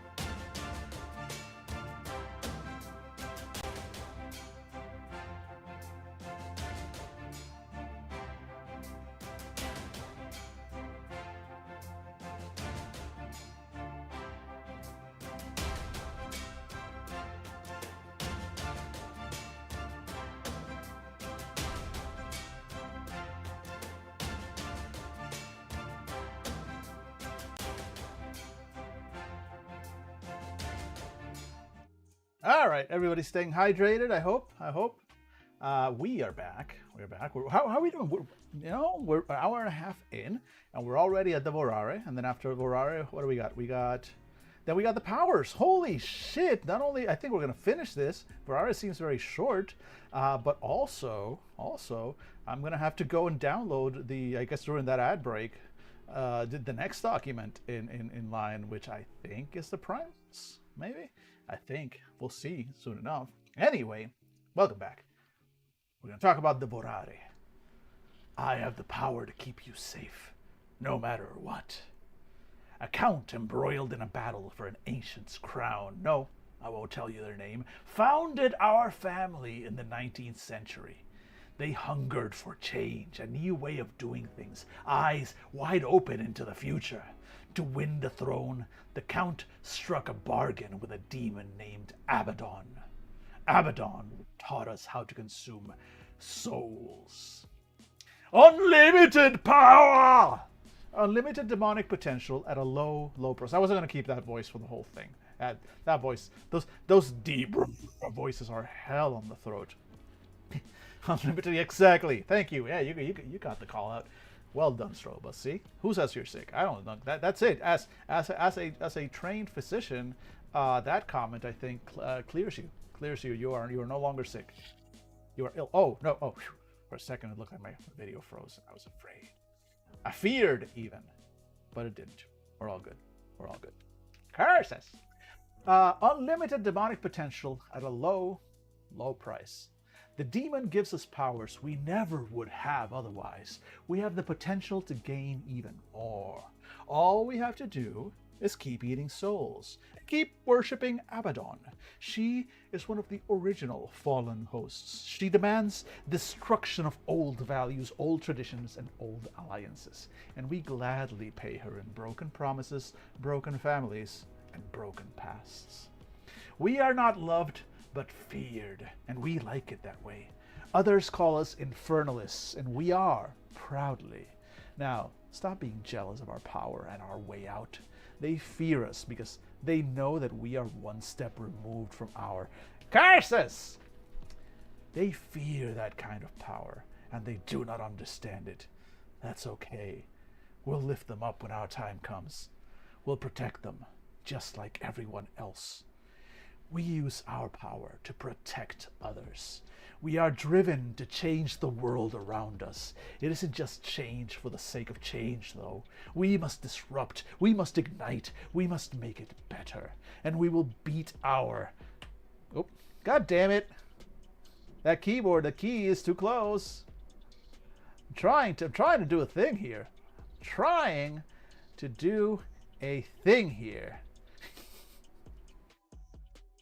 Anyway, where are we? Here we go. They fear us because they know that we are one step removed from our curses. Right, edge alert to the extreme here. Yeah, these guys are there's a reference for people of my generation and absolutely no one fucking else. We are not loved or feared, blah, blah, blah. They fear that kind of power and they do not understand it. That's okay. We'll lift them up. When our time comes, we'll protect them just like everyone else. While everyone else was having parties and drinking blood, we studied the demonic arts. And we will look down upon this world of blood drinkers and ghost fuckers, and they will ask us for help. We will look down and we will say, sure, it's what we promised to do after all. Ha ha ha. No, not the blade. There's no mentions of blade so far as the struggle bus. It's all about the demons. These guys are. I mean, look, they might still wear fedoras. Look, do not fedora. Do not fedora. Shame the Vorare. Let's see. We use our power to protect others. We are driven to change the world around us. It isn't just change for the sake of change, though. We must disrupt. We must ignite. We must make it better. We will beat our curses. And when we do, we'll take everyone with us. In the meantime, we'll take the ones who can't protect themselves, and we'll fight anyone who stands in our way. Got it? Okay. Our patron is absent, but we hold the course. No one has actually interacted with Abaddon in years, as far as I know. We still have her power, which means we are doing something right. But there are those among us who seek out a new patron, someone less demanding and less disruptive. I can understand their desire, but you can't make progress without change, and they should remember that. We feast on those who stand in the way of change. Our family dinners are hunts. We let our victim loose on the street, arm them to give them a fair chance, and then the game is on.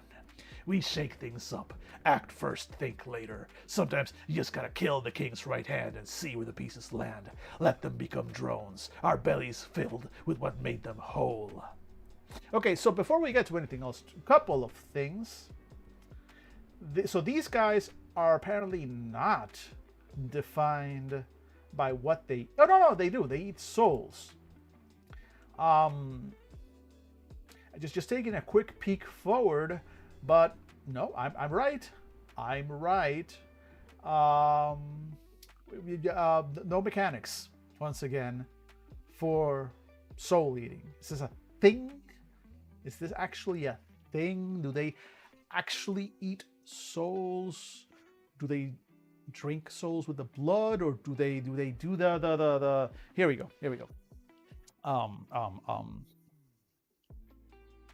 Wait, bear with me.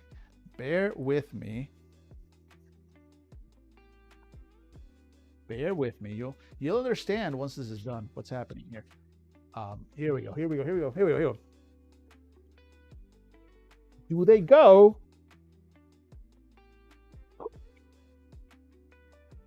And fine. Those of you who played, there we go. You get the reference. Potato wins today. Feeding mechanic is needed, Phoenix.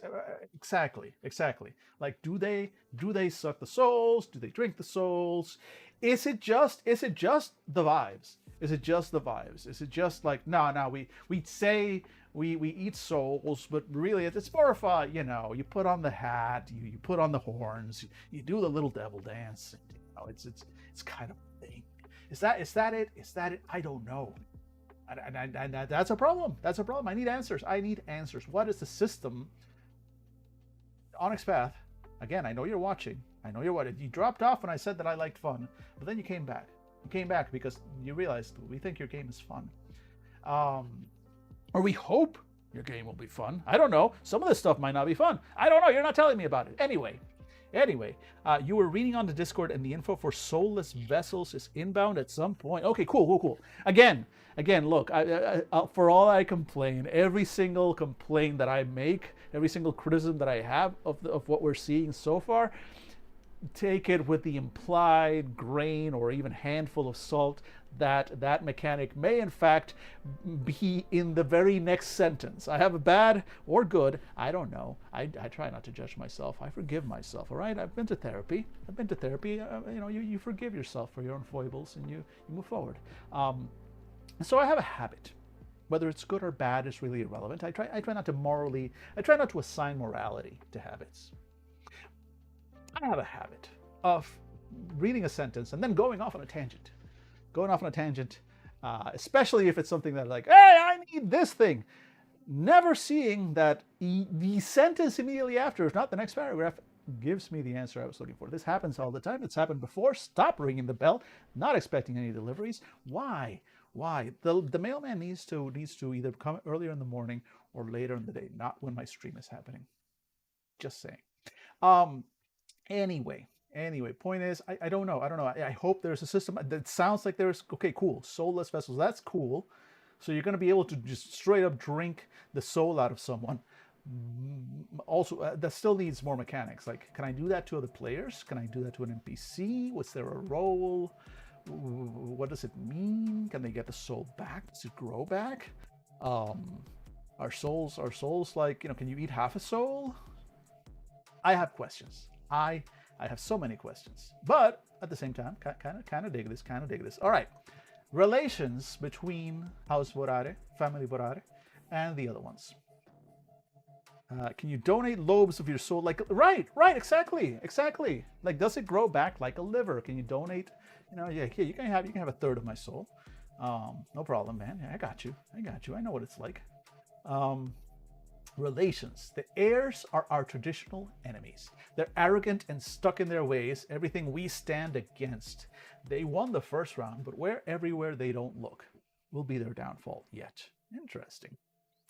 We get along excellently with the firebrand Iscariots if you can put up with all the tiresome speeches about ideals and justice. Just smile and nod and watch them take a baseball bat to the local ruler. The Gaki want our secrets to expand their weird, fucked up necromantic bullshit. We'll happily hand them over if they want to join us. Otherwise, they can get fucked. Even though the dead are ancient, they understand the necessity of change. They make good allies and bitter enemies. The outcasts share an origin with us, and we get along just fine in general. Birds of hell flock together well and all that. Terms and conditions may apply to some of their families. Others call us soul eaters, demons, infernalists. We call ourselves revolutionaries and protectors. Our powers make us excellent at noticing weak spots, either in an opponent's combat moves or social facade, with their path skills being close combat, esoterica, and ranged combat. Huh. So the Vorare are definitely fighters. Weird. It's this sort of like Hell Knight kind of vibe. Like they're infernalists. A specific demon, Abaddon specifically, and in service of the demon, they tear down power structures, which cool. They're very physical, very combat-y. Physical, a bit of mental. Access to fight clubs, self-help groups, cops, church groups, cultist compounds. Interesting. Burning halo power. You have dedicated yourself to your cause in the major path inheritance of protecting others with your purifying flame. When you make an attack in the service of protecting someone you sworn to protect, gain the flaming tag. Reduce the complication you suffer from the flame area effect to minor, no matter its severity. That's a lot of mechanics there that I'm not sure exactly what they all mean, because we haven't seen these systems yet. But interesting. So apparently you can turn whatever weapon you're wielding into a flaming weapon through the power of Satan. The power of Satan compels you. Motifs. When you cast a spell with physical attunement, bleed one additional curse die to apply the effect to a second target. Cool. Ethereal. Bleed one additional curse die to apply the social code area effect dictated by. Interesting. Not sure what that means, but cool. When casting a spell with a psychic attunement, it gains the flaming tag. Carry. Paging carry. If the spell is not rolled, you may instead bleed one curse die to apply the flame area effect, starting at minor. So some real carry shit. Play a Vorare if you want to protect someone, whether they want you to or not. Work underneath an utterly terrifying patron and burn those who endanger you and yours. So the Vorare are definitely, out of the ones we've seen so far, they're definitely the most edgy, the edgelordiest of the bunch.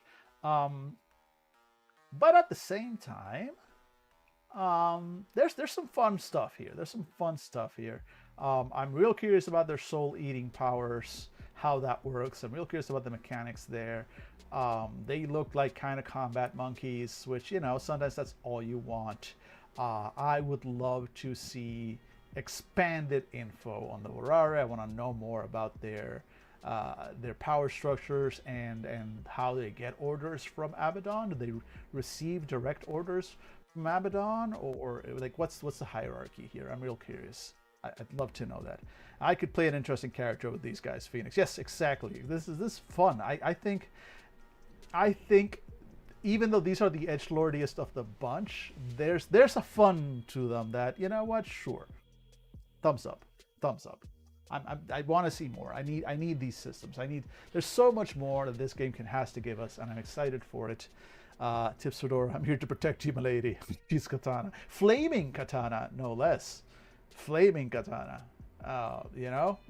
Is there? Oh boy! Oh boy! I'm excited. When we get to the to the primals, is there a Catgirl primal or whatever they're called?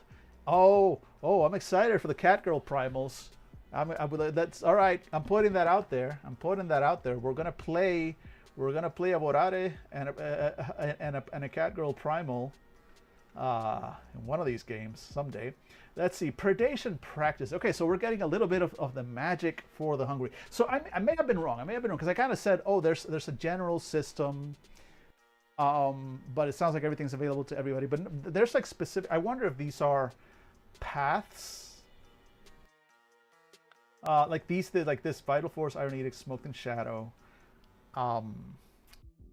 Like only hungry have access to this, but they are like a selection of powers, and I wonder if like maybe there's, you know, some other lineage that has a separate set of powers, but like let's say Inhabit the Beast is one of them as well. Maybe. I'm curious. But that's cool. That's cool. I like it. Also, the fact that there's still levels here. So I'm guessing if you have access to, say, Smoke and Shadow, I wonder how you buy these. Do you start with one? Can you pick any of them? Or do they go in order? Do you start with all of them? Do you have access to everything? I'm real curious how this all works. Not a complaint. Not a complaint. I know we haven't been told yet. I'm just saying I want to know. I want to know. I'm excited. All right, let's see here. Hungry magic stems from their connection with their hunger and their mastery over its driving force. They model their lives around their ever-burning need and have honed their magic to make themselves elite predators. They deem these practices as predations, recognizing that all their life is in service to the hunger. The hungry have access to 3 predations. Okay, so wait, the hungry have access to 3 predate. Oh, again, hey, perfect example of me ranting off like, I don't know where this is. I hope I get it. Literally next paragraph. Here's your answers. Yeah, you fucking rube. Just keep reading. The hungry have access to 3 predations. I like that they call that predations. What did they? Wait. Give me a second. I need to know what the dead called them. Let's see here. Because I know that. Okay, here we go. So the dead had hauntings. Yes. Okay, cool. So now we know there's like, it's still kind of like, yeah, 3 sets of 5. Cool stuff. Yeah, I get this. And so you get access to all of them. This is the stuff that you have access to at character creation, available at character creation. So I'm guessing you don't get all of these at character creation, but cool. So this is stuff that all hungry have access to. So neat. Vital force. Hungry can manipulate the vital essences that make life go. From blood to life essence, they can control it. Foul humors retaliate against an attack with your very essence. Okay, Hellish Rebuke. Life Bridge. Steal someone's vitality to heal yourself with an attack. Red Death. Attack your target, making their blood weep uncontrollably. Spilt Blood. Harm yourself to gain a large boost to an action. Sorry. And Vital Flow. Alter a target's life state to the point of undeath. Interesting. The Iron Edict. Okay, so this is Dominate. When the hungry call, others respond. The Iron Edit. The Iron Edit allows them to manipulate others' actions and even control them. Okay, Bestial Familiar. Compel an animal to become your familiar. Direct Command. Dominate someone to do simple tasks such as spying on the enemy. Inhabit the beast. Take an action compared to an animal. Take possession of an animal's body. Instill dread. Create an aura. Ooh, dread gaze. And Tabula Rasa. Make someone forget you for a short time. Cool. So dominate and mental manipulation powers. And Smoke and Shadow. Smoke and Shadow gives the hungry control over darkness and the shadows that lurk inside. They can manipulate it, call it forth, even become one with it. I'm gonna miss the shadow stuff being La Sombra only, but only because I'm playing a La Sombra in another game. Dark Embrace, become one of the shadows. Ebon Strike, use the darkness. I attack with the darkness. Gloom Strike, plunge the surrounding area into darkness. Personal Predator, command someone's shadow to attack them. And Tenebrous Sight, see clearly even in magical darkness.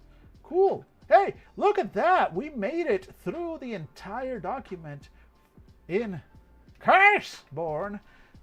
The Hungry. Holy shit, we made it. I'm so proud of us. So proud of us, folks. So, before we... So look, we've got 10 minutes before the next ad break. Or less. So let's talk about this before we move on to the next one. And in fact, I'm gonna while I do that, let me just pull up Kickstarter on my end so I can go ahead and download or find the next ones. They actually released today something about sorcerers. They released it as part of the update rather than a downloadable document. So when I get to those,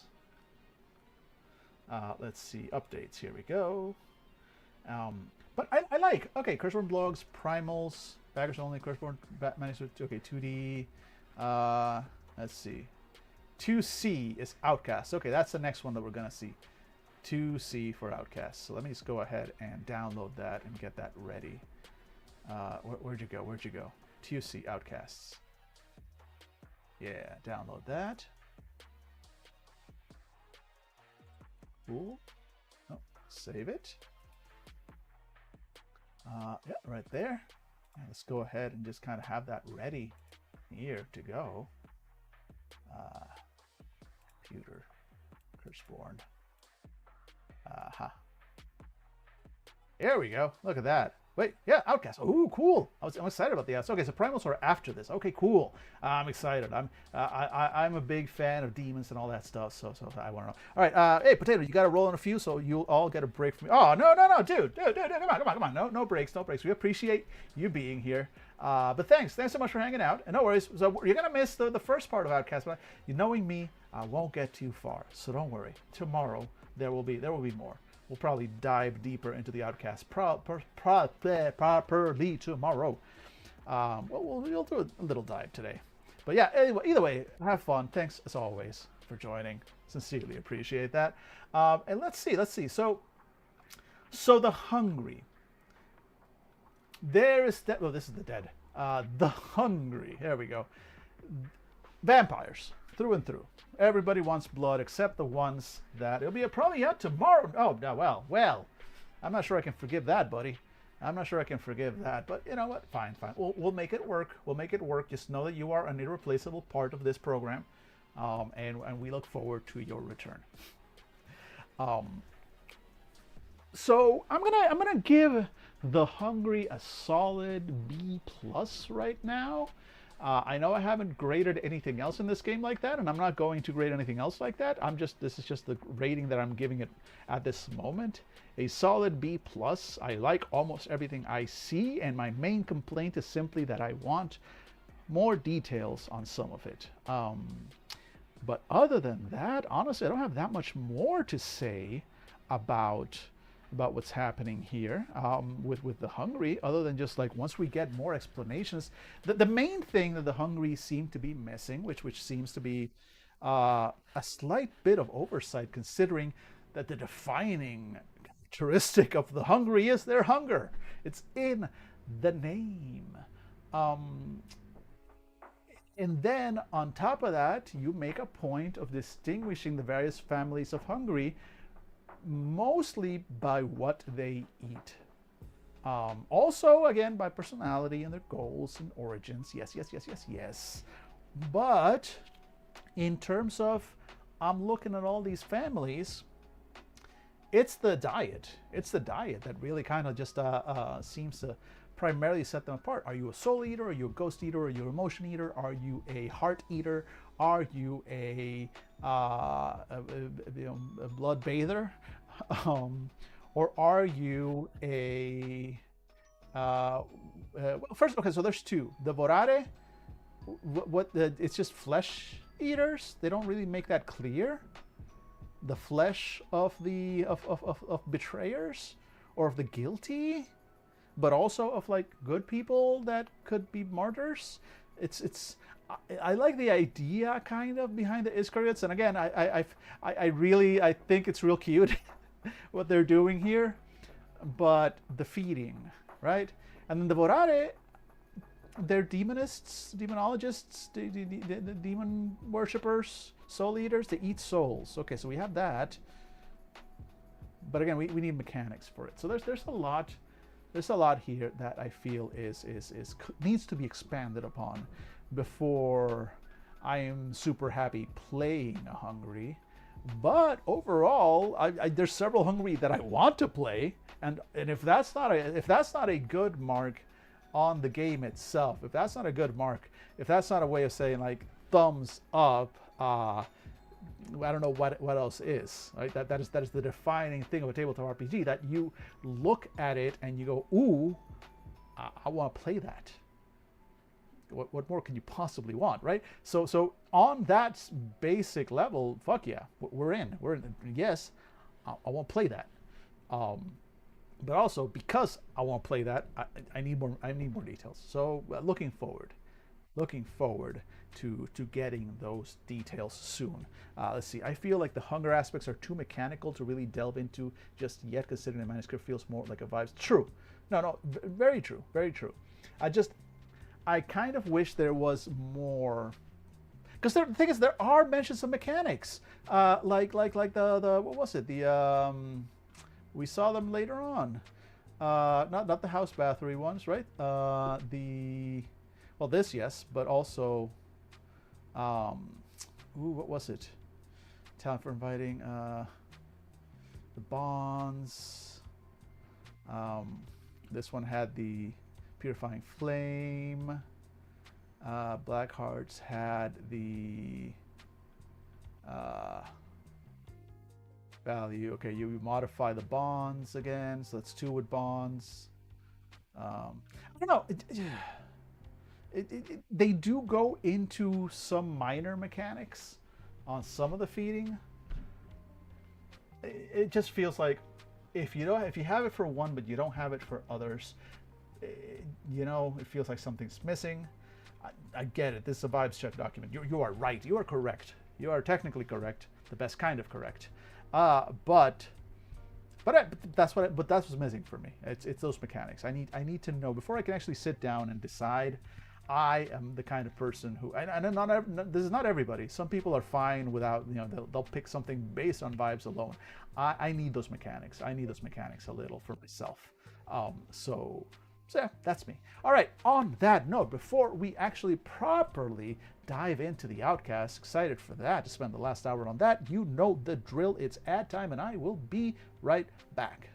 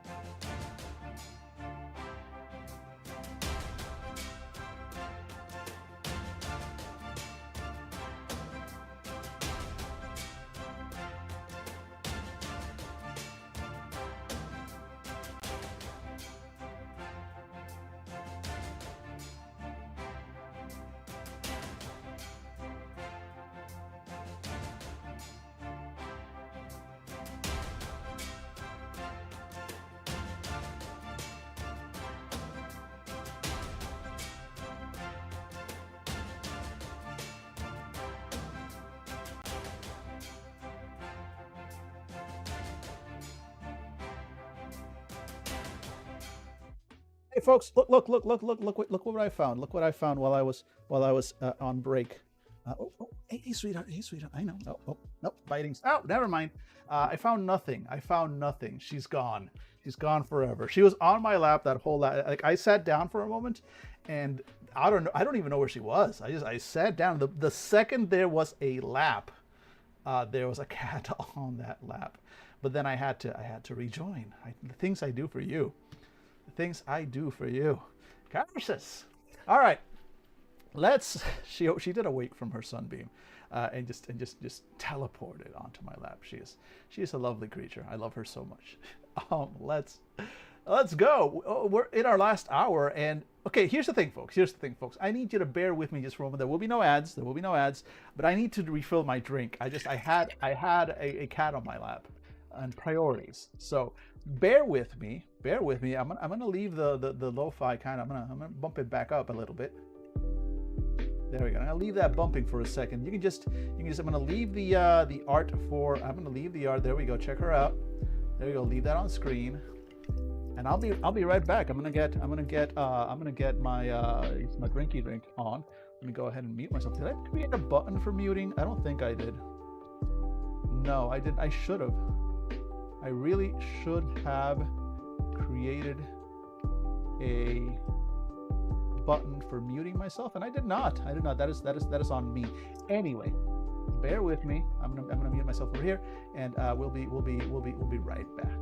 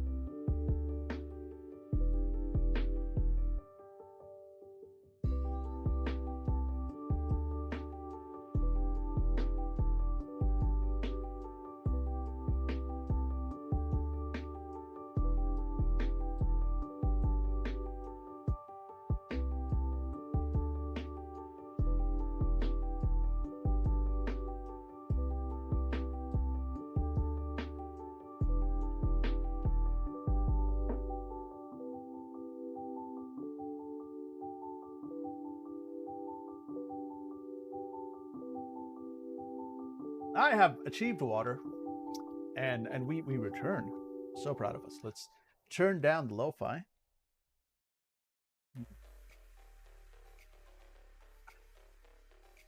Talking.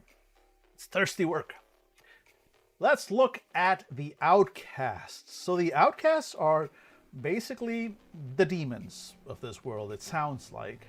It sounds like their origin is on the quote-unquote outside, the places outside this reality, and then they kind of come into ours. That's what it sounds like, right? So let's see what this is all about. The Outcasts, copyright 2024, Onyx Path. We'll have the intro fiction read to us by Lillian. Cassie. Cassie is our point of view character, a defense lawyer. I'll leave if that's what you want, but you'll regret it. Lillian marks Chimera. Do you remember the waves of the purple sea breaking gently on the shore? What about the smell of the asphodel flowers between the Empyrean mansions? Can you taste the heat of the fruits grown along the fiery banks of the Pyriphlegeton? Wow! Pyriphlegeton? Pyriphlegeton. Can you taste the heat of the fruits grown along the fiery banks of the Pyriphlegeton? When you close your eyes, can you hear the chatter in the cities of the world of the 33, the voices of hundreds of beautiful, bright-eyed angels clamoring together like so many bells? They're on the outside looking in. Exactly, Strugglebuzz. Precisely. Of course you can't, and anyone who says they can is a liar. I should know. I'm Cassie, and I'm a defense defense lawyer. Never talk to the cops, not without your lawyer present.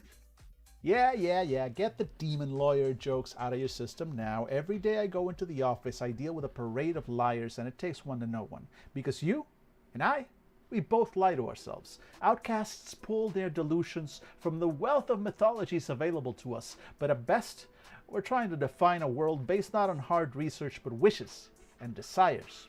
We want to believe in cities of gold and silver, exotic miracles birthed from impossible pyramids, and sensation beyond all human understanding. But in the end, all we have is what's happening right here, right now.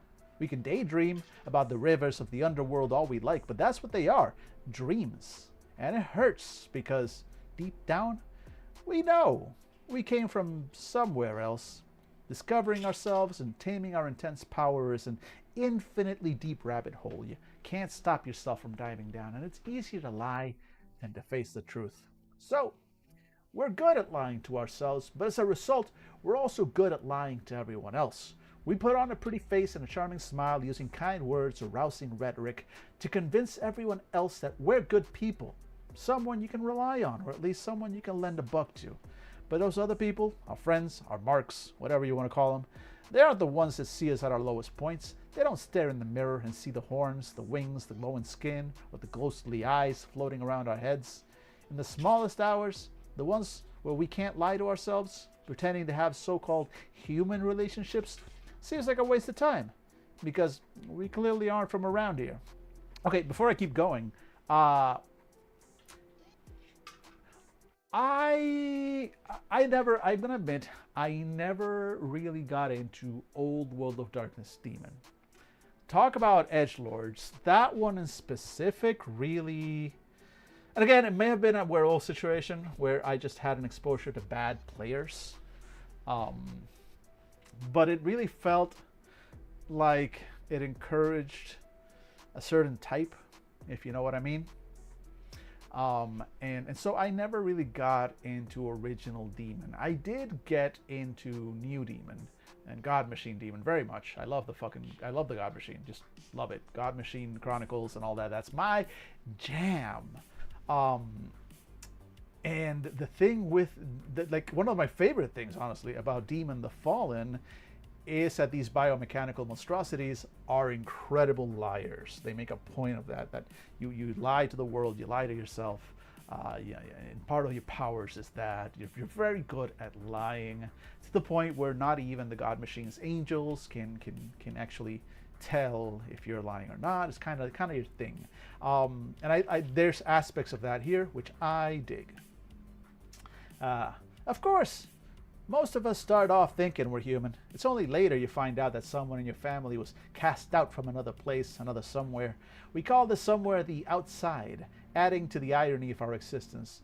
We've been abandoned by everything that isn't here, and most of the time we don't even know which part of the outside you've been banished from.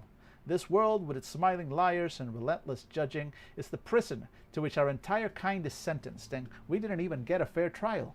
Worse, it's a generational sentence. Somewhere in the dim mists of supernatural history, a great-great-great-great-great-grandparent got kicked out of the Silver City or the Glowing Abyss for loving a human too hard, or providing succor to a secret enemy, or any of 1,000 other reasons. We patiently bear their exile, or so we're told.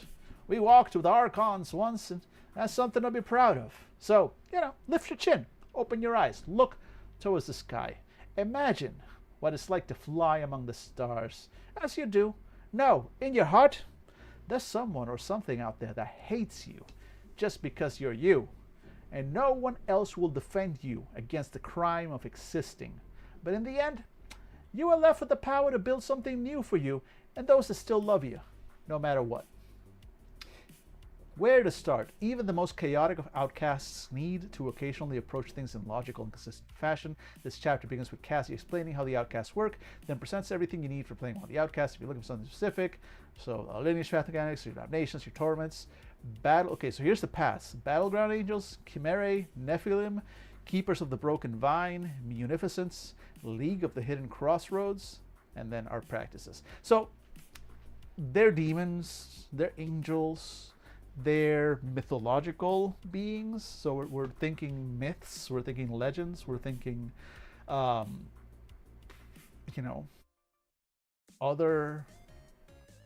or different mythologies than just the Judeo-Christian one. It's kind of the vibe I'm getting, but still a lot of like, hey, here's heaven and hell, angels and demons kind of thing. I'm always a little torn when games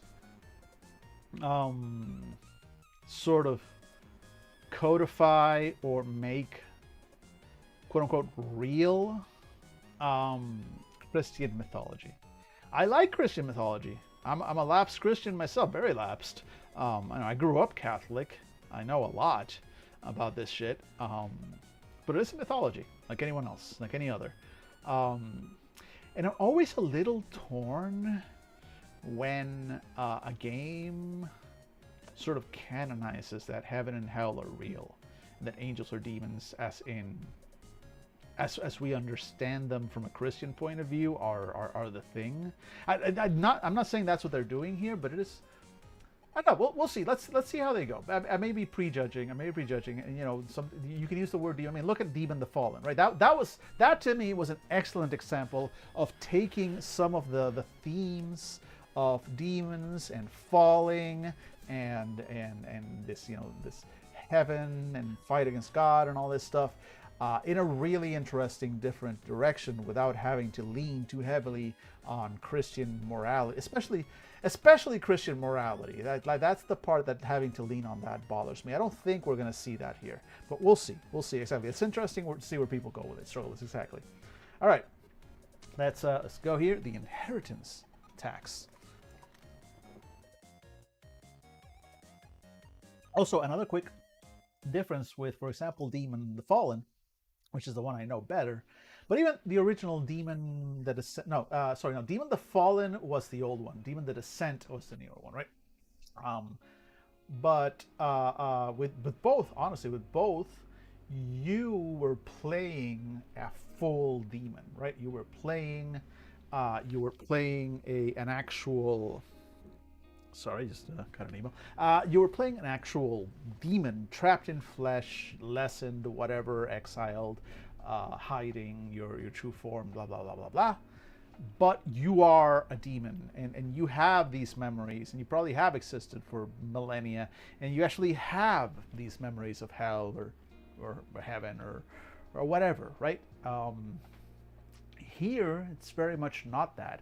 Here, it's generational. Here, you're a person. It's more Percy Jackson kind of vibes I'm kind of going with. Let's see. Inheritance tax. How do outcasts know that we're related to the mysterious entities of the outside? Some families of outcasts keep detailed ancestral records, but more of a desire to prove how much better their connections are than from any real interest in cursed genealogy. Others may have a charismatic leader who, upon receiving a vision from the outside, imparted the good news of divine descent to their family. Still others, through a network of blogs and podcasts and message boards that would make a hardened conspiracy theorist blush, create and maintain a digital mythos around their outsider ancestors. So that's a bit of a callback to some Demon the Descent stuff too. What links us is our burning certainty of the outside's imprint upon us, an obsession with the higher realms and how that makes us so special. The others, though, don't like to be reminded that we're not as mortal as they are. Even the dead or half-dead or almost dead or whatever still know just how fragile life can be, but we're made of star stuff and divine grace. It can sometimes be just a little bit too much for them. It doesn't help that there are hundreds, if not thousands, of different types of entities, powers, divinities, and whatever within the outside. It would be a fool's errand to try to name them all, and an outcast can be connected to any one of them. Instead, we use the catch-all term outsider or archon from the Greek, meaning ruler, to refer to those beings in control of the outside. Of course, quote-unquote in control is a fluid term as well. To reduce it down a bit further, assume that an archon is anyone with the ability to kick someone out of the outside. Well, outsider and archon aren't exactly synonymous. To be pedantic, and the devil is in the details, as they say, archons are a subsection of outsider. An outsider is simply someone who lives in the outside, but the archons are your judge, jury, and prison guard all rolled into one. They're the reason your great whatever got kicked out of the outside. The archon put their mark on your progenitor's flesh, making them look like they do, making sure no one ever forgets they were damned. It's their orange jumpsuit, prison tattoo, and rap sheet all at once, with the added bonus that all their relatives get the package to boot. Mind you, just because we're obsessed with the outside doesn't mean we're loyal to the people who kicked us out. Our lineage doesn't come from a single archon or even a single place, and attitudes among the outcasts towards our ancestry are as scattered and strange as a heroin addict's testimony. What can you expect, really? We're people, not angels with rigid marching orders from heaven, despite what the battleground angels would have you believe. We all have strong feelings, though, and that's really what you're asking about, isn't it? Our big feelings in capital letters. How we're too much, aside from the cloven feet or flaming flesh or eyes that look like supernovas, obviously. Yes, our real selves, our true flesh, can sometimes come to the fore when we're exhausted or frustrated or just over the nonsense.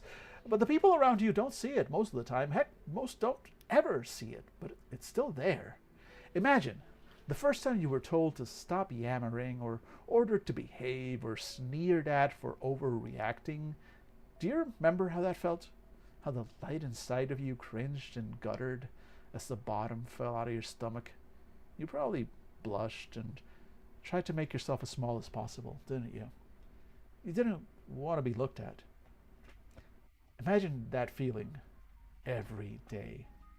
You get used to it after a while. When you're the 3 times removed great-great-great-great-grandson of an archonic being with 6 arms, the entire world tells you to shut up, sit down, and shove yourself back into that human-shaped box just like everyone else. You are the sin no one wants to acknowledge, the virtue seen as untouchable. You don't fit into the neat little mortal frame you're trapped in. Some parts of that lineage always want to leak out. You bear the mark of the outside, of the secret whispers and testimonies no one wants to talk about it. You are therefore, capital W, wrong. It's okay. You get used to it. Or you don't, and you lose everyone that matters to you. Simple as that. Okay, folks. Onyx Path. Hey. Hi. I see that you've written an entire lineage that's just autism. Look, man, I can say this because I'm on that fucking spectrum. Just in case the fact that 3 days a week I spend 3+ hours going over tabletop RPGs on a stream was not enough of a giveaway that I'm on the spectrum. Yeah. So hey, good job writing up, what it feels like to be, especially if you're OD&D, if you've got a touch of autism and ADHD, some of this shit just resonated. So thanks for that, I think, Onyx Path. Let's see, doing your time. Okay. I've talked a lot about forgotten homes, alien tormentors, and how much it sucks being an inhuman monster. Now, imagine a surveillance state. It's not a stretch given you're surrounded by cell phone cameras every moment of the day, but just bear with me here. And also, quick pause. Again, more Demon, The Descent, surveillance state, hiding, blah, blah, blah. Let's see. I mean, no mention of the God Machine, and don't think we will, but imagine that no matter where you go, what you do, who you're with, everyone is watching you. They don't look like they are, but every person near you is judging you, waiting for you to make a mistake. It's like being a woman of color, where everything is just not good enough for everyone else, no matter what you do. But in this case, this relentless horde of observers won't just post an embarrassing video online or call the police on you for the crime of driving while black. Oh no! Everyone is judging you to see if you're human enough for them, and it's tempting to run from all that attention. Plenty of us reach that point where we wish we didn't have that constant eye or eyes upon us. That moment passes. Don't worry. You'll get used to it. You have no choice. Many of us gravitate towards a role where being too much is just part of the daily grind. Politicians, performers, fixers, and yes, even lawyers. If everyone's going to stare at you, give them something to stare at, right? Some of us are even clergy, though being part of any major religion is like plea bargaining yourself into a maximum security prison. That little piece of the outside within us disrupts life in the normal world. So a lot of us think, why not use that curse to our advantage? Ours is not a quiet life, but it can be enjoyable. And hey, Orashiru, there we go, Orashiru. Thank you so much for the follow, friend. Welcome in, welcome in. We are well into the end. Let me actually wait. Before I welcome in, look, there we go. I truly enjoy a game. Please keep it up. All right. Well, thank you so much. Thank you so much for the message, Orashiru. Please follow along. We are. I admit, on the kind of near the end of the stream. We'll be finishing in the next half an hour. But I'm enjoying this, and I'm glad you're enjoying too. Let's go into it. Let's see. Here we go. Where did we go? Doing your time. Okay. I've talked a lot about forgotten homes, alien tormentors, and how much it sucks being a human monster. Oh wait, no, we did all this. Here we go. Next paragraph. Here we go. Some of us, bless their hearts, do try to go for that quiet life, but even then, it's too much. Sure, it's easy to go underground when at any moment you can scare the living bejesus out of someone, but that just means that wherever we go, whatever we do, something or someone is going to hear about it eventually. I've heard stories of those among us who trade only in cash or barter, refuse to settle down somewhere for longer than a lunar month, and don't get too close to anyone. Of course, these stories all end in the proud and unlucky lone wolf outcast killed or abducted, and I've seen my share of cases where those unlucky saps are painted as terrorists or serial killers. We may have our heads in the clouds a lot of the time, but we need to be stuck in the mud down here. It's those petty little mortal concerns that keep us together, so don't think stealing a credit card, burning your bridges, and blowing into the next town solves anything. All it gets you is lonely, arrested, and stuck with an asshole like me to defend you. Of course, family helps. Your family knows what you're going through because they're going through it themselves. They know what it's like to have a part of your existence missing, like a spiritual phantom limb that itches every time you dream of the stars. They can help stave off the loneliness for a while and remind you of why it's worth putting up with the seemingly endless reminders that you're not who you think you are. Because the only way outcasts can survive is to constantly push our way back into our social circles that will inevitably freak out and remember that, oh yeah, we're not human. Every day I get wrapped up in my own head and think about the waters of the Purple Sea. I force myself to get back to work on getting Enrique off the hook for murder. It helps me pretend I'm a person for a little while longer. Maybe it's not healthy. Maybe it's a smidge codependent. Maybe I turn a blind eye to the occasional client that really did kill 39 women, but no angelic song sounds as sweet to me as hearing a judge say my client is innocent. So that's what we do. It feels like everyone wants to push us away, and it's easy to just give in to that pressure, but don't get it twisted. We need to work on our rehabilitation. We give back to the community. We double down and make friends twice as hard. We make a home out of this world for ourselves, because once in a while, someone doesn't turn away. I don't know about you, but every time someone tells me they love me, I want to turn this world into a better place than anything the outside has to offer, even if I'm lying to them. Maybe especially if I'm lying to them. As above, so below. We get from this life what we put into it, and then we have to defend it. They are selling. I knew I was gonna like Outcasts. I knew it. I knew I was gonna like them. I'm excited for Sorcerer. I'm less excited for Primals. I knew I was gonna like Outcasts. For all my bitching earlier on about like, oh, I hope they're doing things right. I hope, and I find it kind of weird when they, when they go into Christian mythology and whatnot, which looks like they're not really. But also I love this shit. I love this shit so much. And honestly, they are selling this to me. It's like, this is written for me. I kind of love it. Community service. Oh, didn't I mention the rehabilitation? It's easy to forget that our jailers, our panopticon of perfection, are also our salvation. These people are part of our lives. Not just accursed, those who have damnations different yet similar from ours, but mortals as well. There are people we care about, no matter how dangerous or foolish that might be. But these people don't have the same connection to the outside that we do. They haven't been fed the same protective lies and half-truths for dealing with archonic forces. They don't understand the ways that pass between the outside and whatever this world is. No, not even the dead understand what beautiful and terrifying things lie just beyond the wrong turn. No one is so close to the Archons as we are. Therefore, it is up to us, whether or not we want it, to be the accursed who deal with the places where the outside bleeds into what we laughingly call reality. These places used to be called the invisible battlegrounds, but I prefer to think of them as the exercise yard.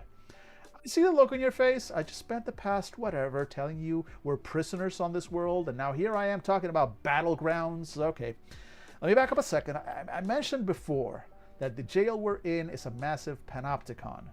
Do you know where we get that word from? It was a design by a man named Jeremy Bentham that allowed every prisoner to be observed by a single security guard. The trick was that the prisoners never knew when they were being watched, so they would assume that they were always being watched. Except that we know the Archons aren't always watching. They've outsourced a lot of their work to the people around us. That's another reason we need to work hard to invest in our communities, because we can flip our unintentional guards into work for us, which means we can occasionally slip the bonds and a little jailbreak. Sure, a few of us just tear off to the outside and hope for the best. But, well, see my previous point about trying to skip town? Scamming your way across the cosmos works even worse than trying to do it across the Midwest. Sooner or later, you're going to run across an Archon, and he's going to bounce your butt back to Earth, assuming you even survive the experience. Now, we can skip out occasionally, but we need to be back in our cells by lights out, metaphorically speaking. Luckily, it's a lot easier to break back in than it is to break out in the first place. So why do it? Well, we'll get the answer to that after these messages. We'll be right back. It's ad time again. I'll be right back, folks.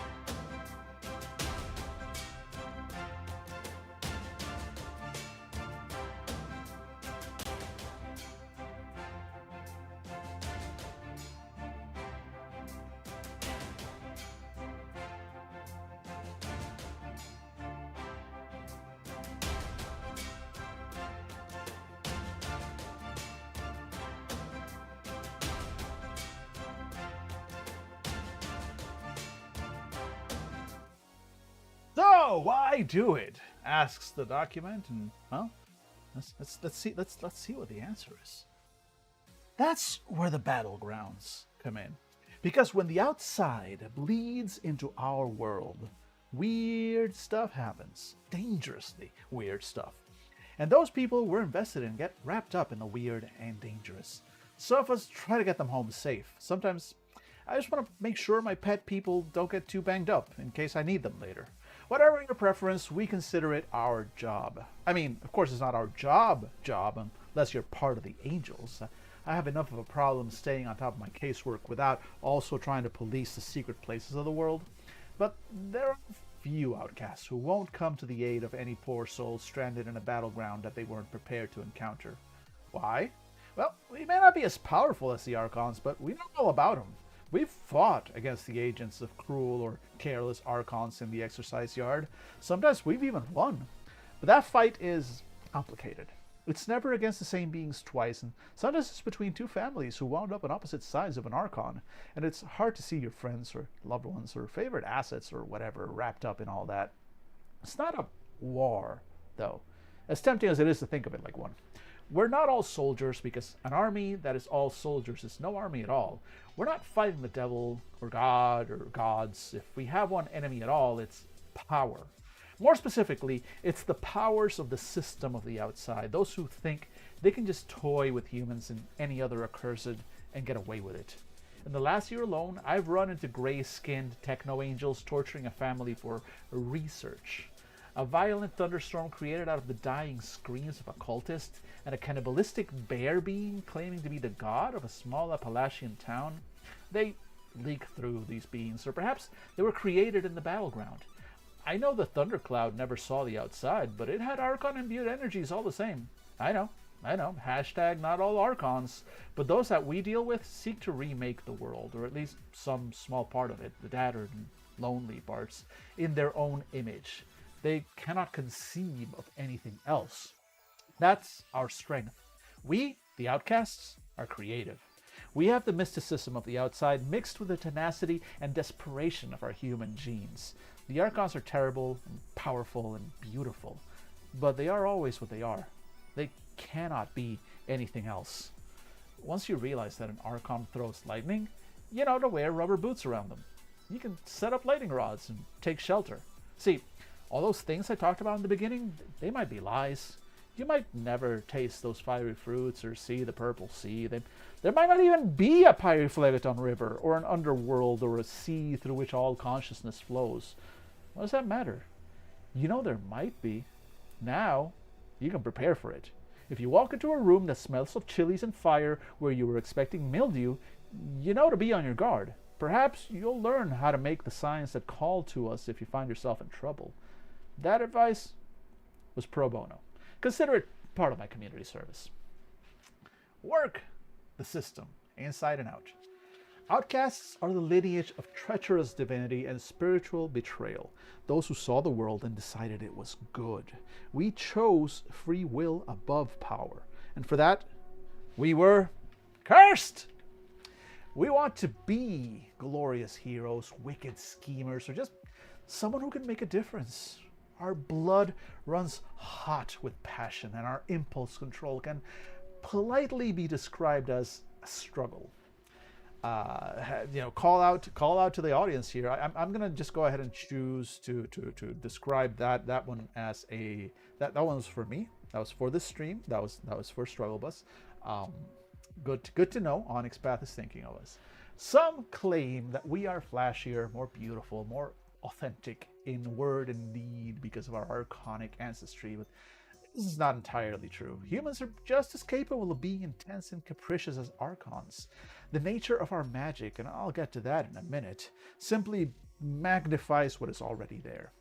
Outcast personalities are, of course, never small. We are humanity turned up to 11.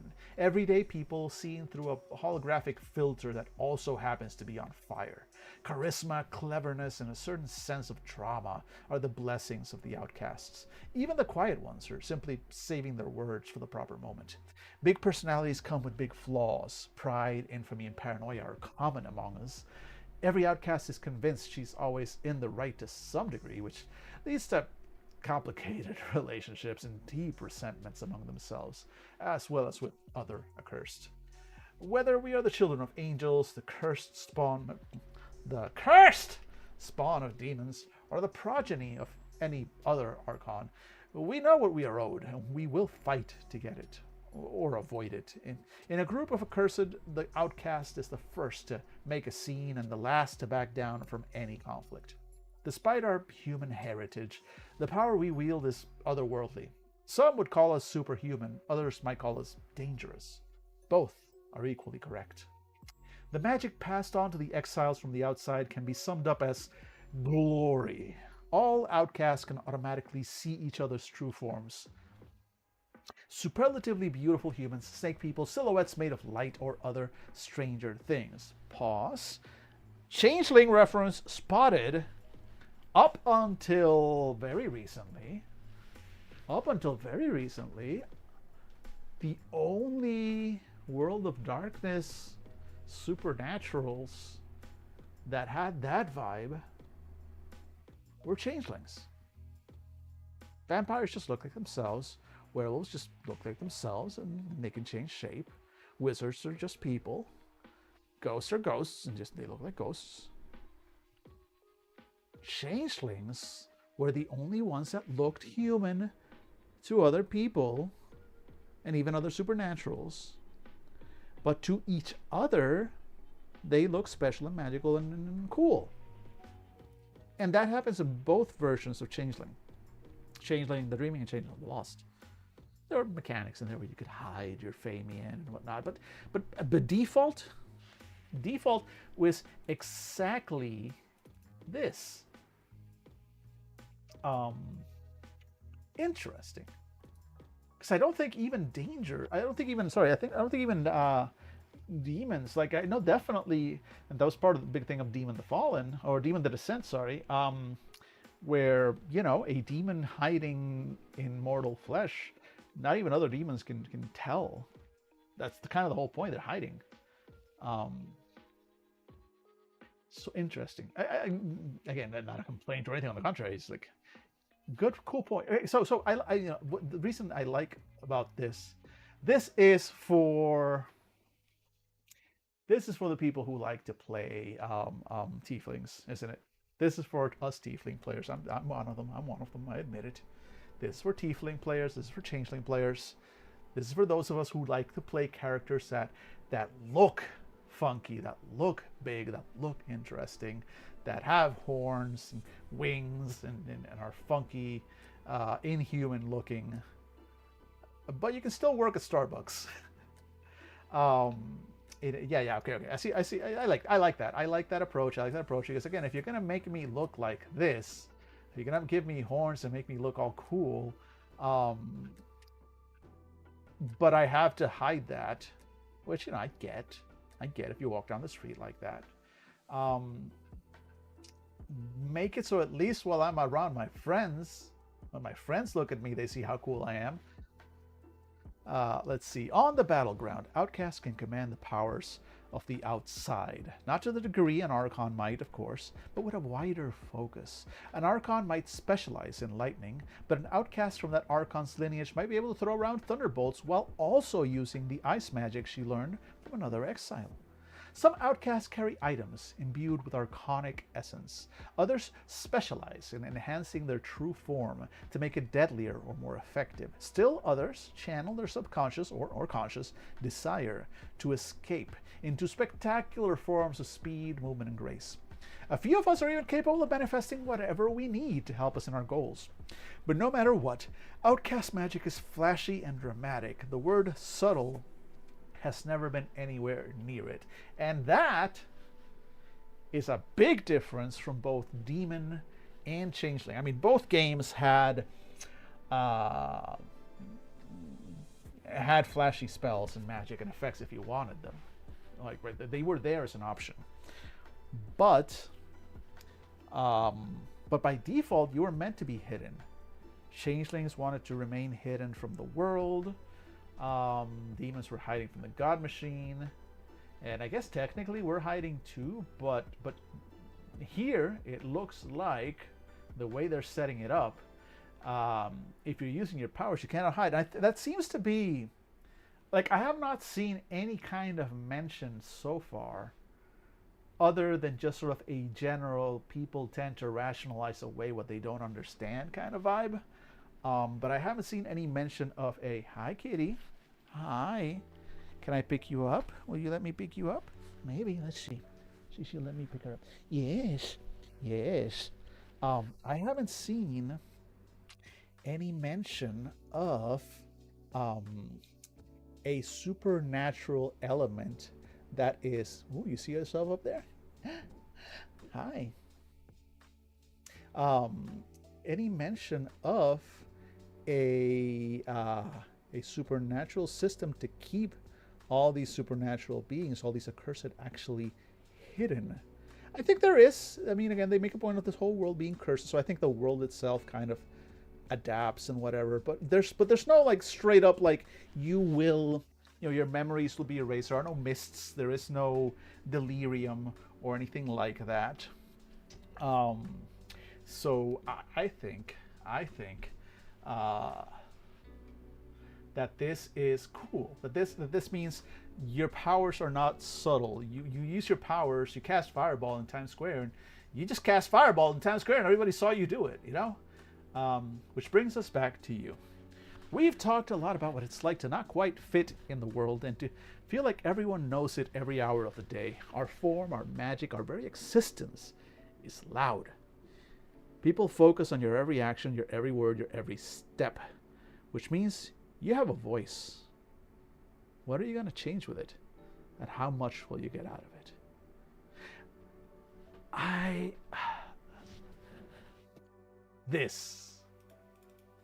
This right here.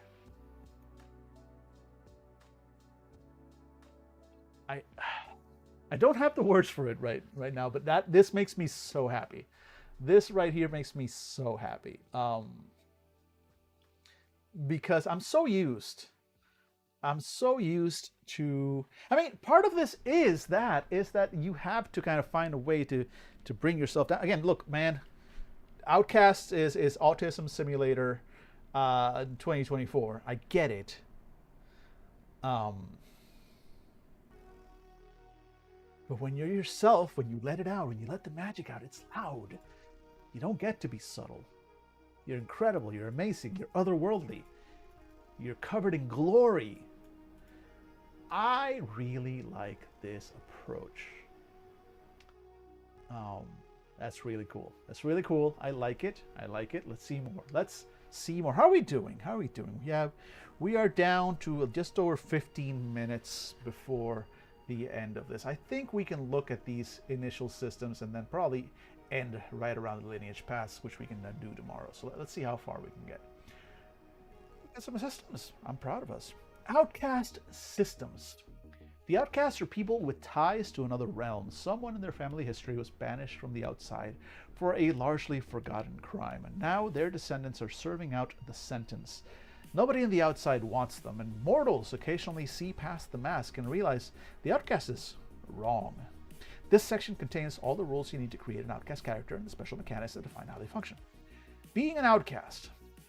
Each outcast has an unearthly form hidden under their human guise. This can peek out at inopportune moments, such as when the character's damnation comes into play, but also when they travel to the outside. This form doesn't meaningfully change the character's statistics unless they possess spells that relate to this form. Potato, I thought you were gone. Not that I'm complaining. Glad you're here.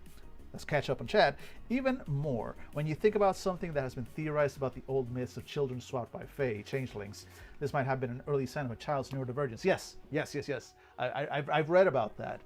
That it's like not insignificant amount of like superstitions like that may have come from people who just had neurodivergent children and didn't know how to deal with them, and they felt that this is not my child, this is not human. Look how he reacts, look how they think, look how they act, look how they speak. That's not how people speak. Therefore they're not human. To this day, many autistic folk struggle with being depicted as emotionless or too emotional. Always the extremes. I, on a personal level, those of you who know what this little ring means, I'm ace, and it's not the best that all the representation, what little representation there is of folk like me out there, is of us as aliens or robots or plants or amoeba or whatever. We're human, man. So like there's a lot going on here that I identify with the outcasts. It's interesting what they've done here.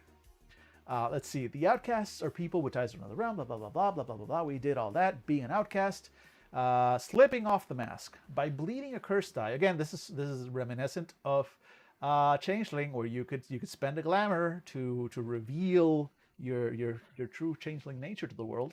By bleeding a curse die, the outcast can let a portion of their alien nature slip through, helping them with social interactions. Oh no, so this is different. This gives one automatic hit to the outcast, which applies before the roll on relevant influence actions.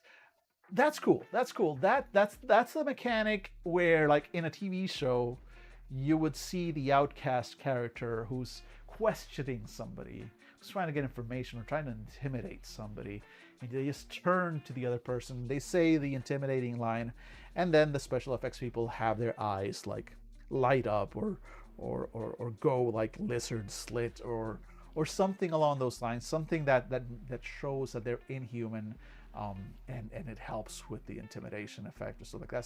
So I like this. You bleed a cursed eye, and basically because you look a little inhuman, you look alien, you look weird, you start with a hit on that roll for that influence. Cool. I dig it.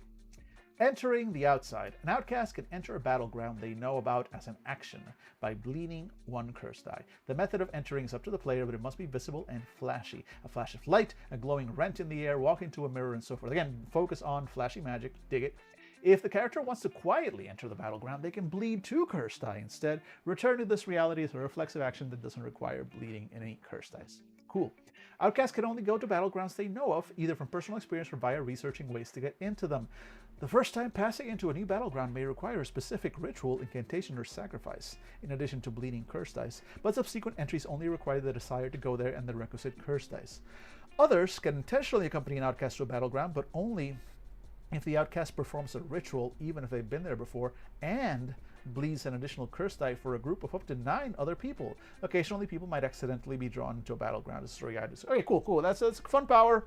And if you have an outcast in your party, built-in way to get in and out of battlegrounds and then the outside. Cool. The outsiders, the outcasts, they're supposed to be deeply and intimately tied to the outside and all that. So it makes sense that they have an ability to get there. Boom, done. Dying in the battleground.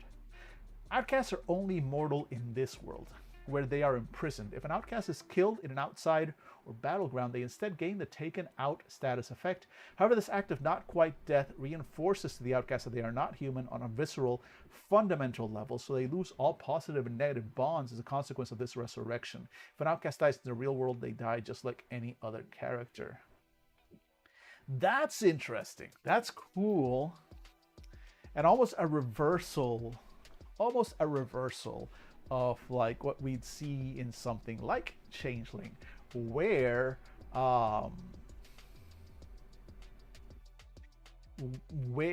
true, actually no, not entirely, it's almost a reversal, because there's chimerical, it's not really a good parallel. It's chimerical death versus just this is a different concept.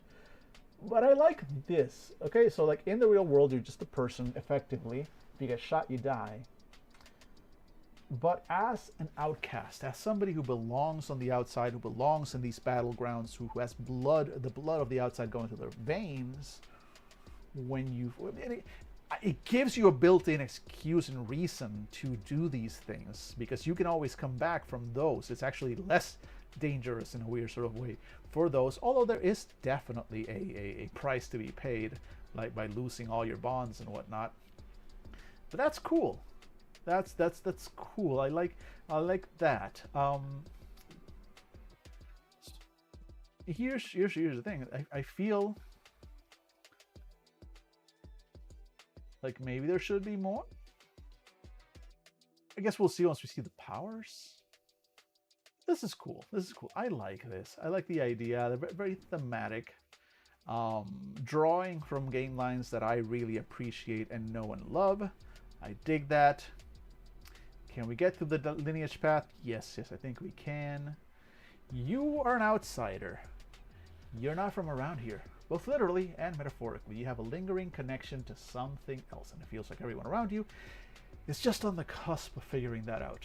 This makes you strong and fearsome, maybe more so than your peers, but it also means you have to work harder on maintaining your relationships. Your path skills for your base lineage as an outcast: athletics, artistry, and esoterica. All right, I can see that. Pretty well rounded, with more of a focus on physical. You have access to Elder Outcasts, Vaults of Hidden Lore, Arcanic Artifacts, Shady Information Lore. The Arcanic Artifacts thing is interesting. I'm curious to see what we'll have access to with those. And then your major path, Inheritance. An outcast perpetually tries to fit in, constantly aware of the impact they tend to have on the people around them. Being ingratiating as a survival mechanism, again, my neurodivergent brothers and sisters, you know, if you know, you know. And people are naturally drawn to outcasts until they learn more about them. Whenever the outcast uses slipping off the mask, see below, she does not need to bleed a curse die. In addition, an outcast can automatically see the true form of another outcast by bleeding a curse die. I thought you could already automatically see these. So this is poorly explained. Slipping off the mask by... Oh! No, but this is specifically this, slipping off the mask. So lineage path, if you have your outcast major path as your major path, just being an outcast, then you do this. You can do this for free, the slipping off the mask, which is cool. Because you don't have to do. But I thought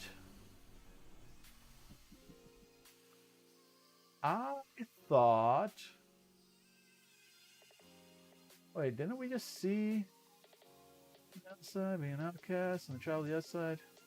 Yeah, each has a hidden under the peak. I could have sworn that they had said that outcasts always see each other's true form. No?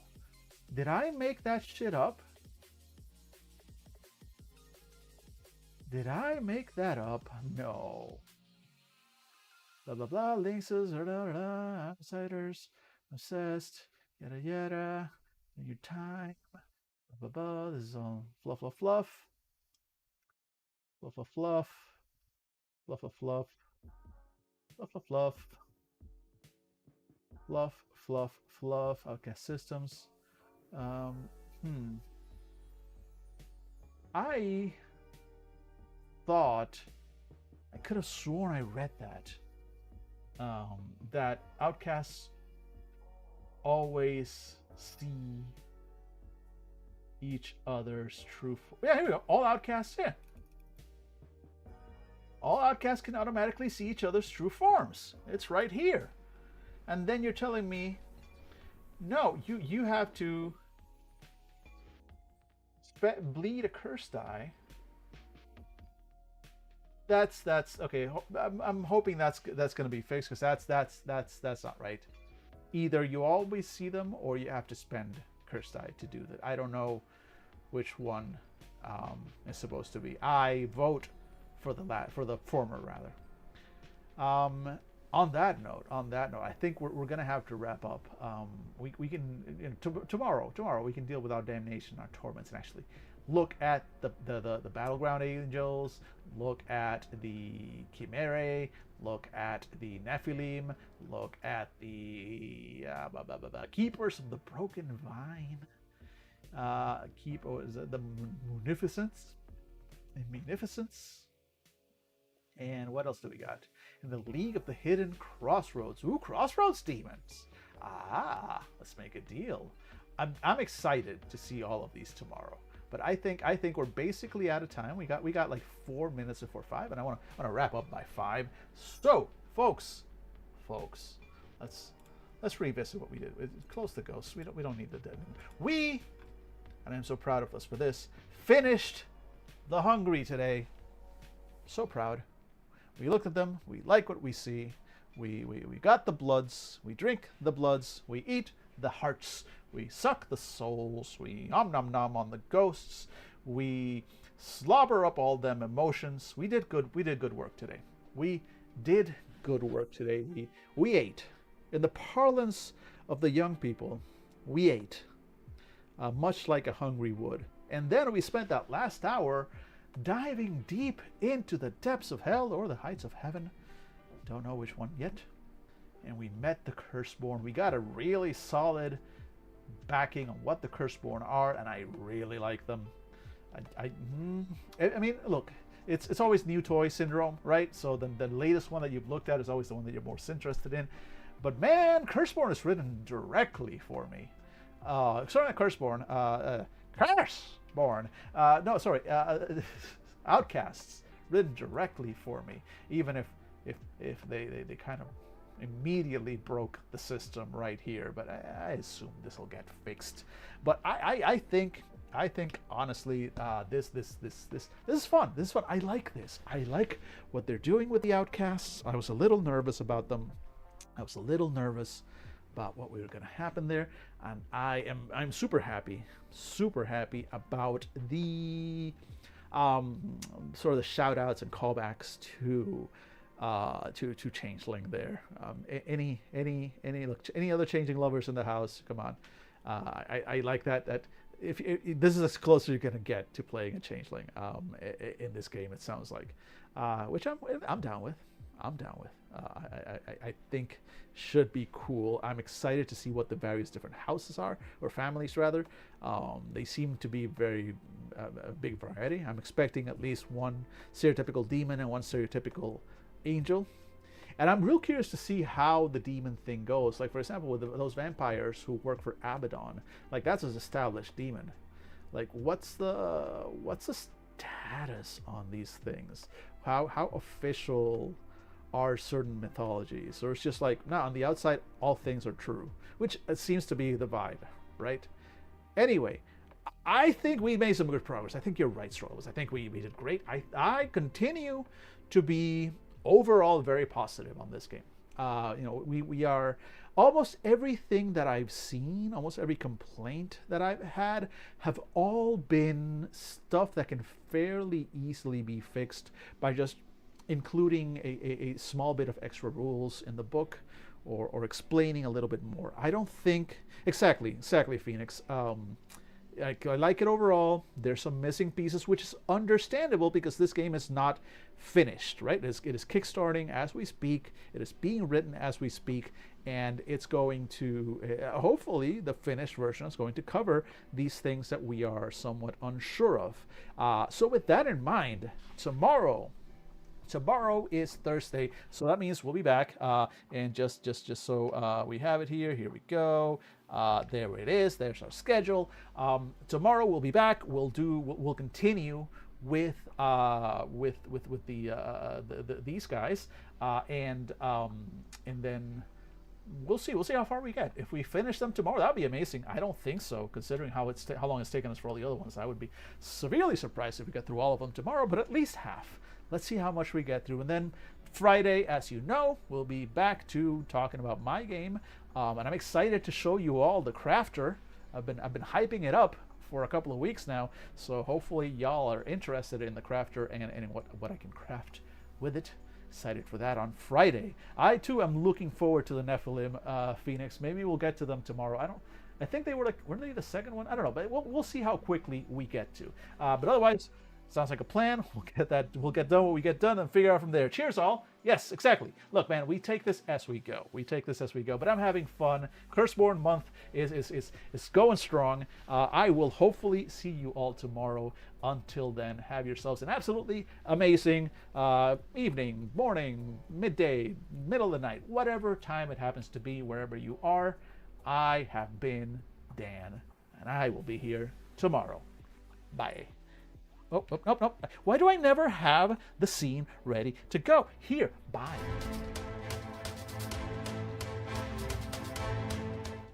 Curses!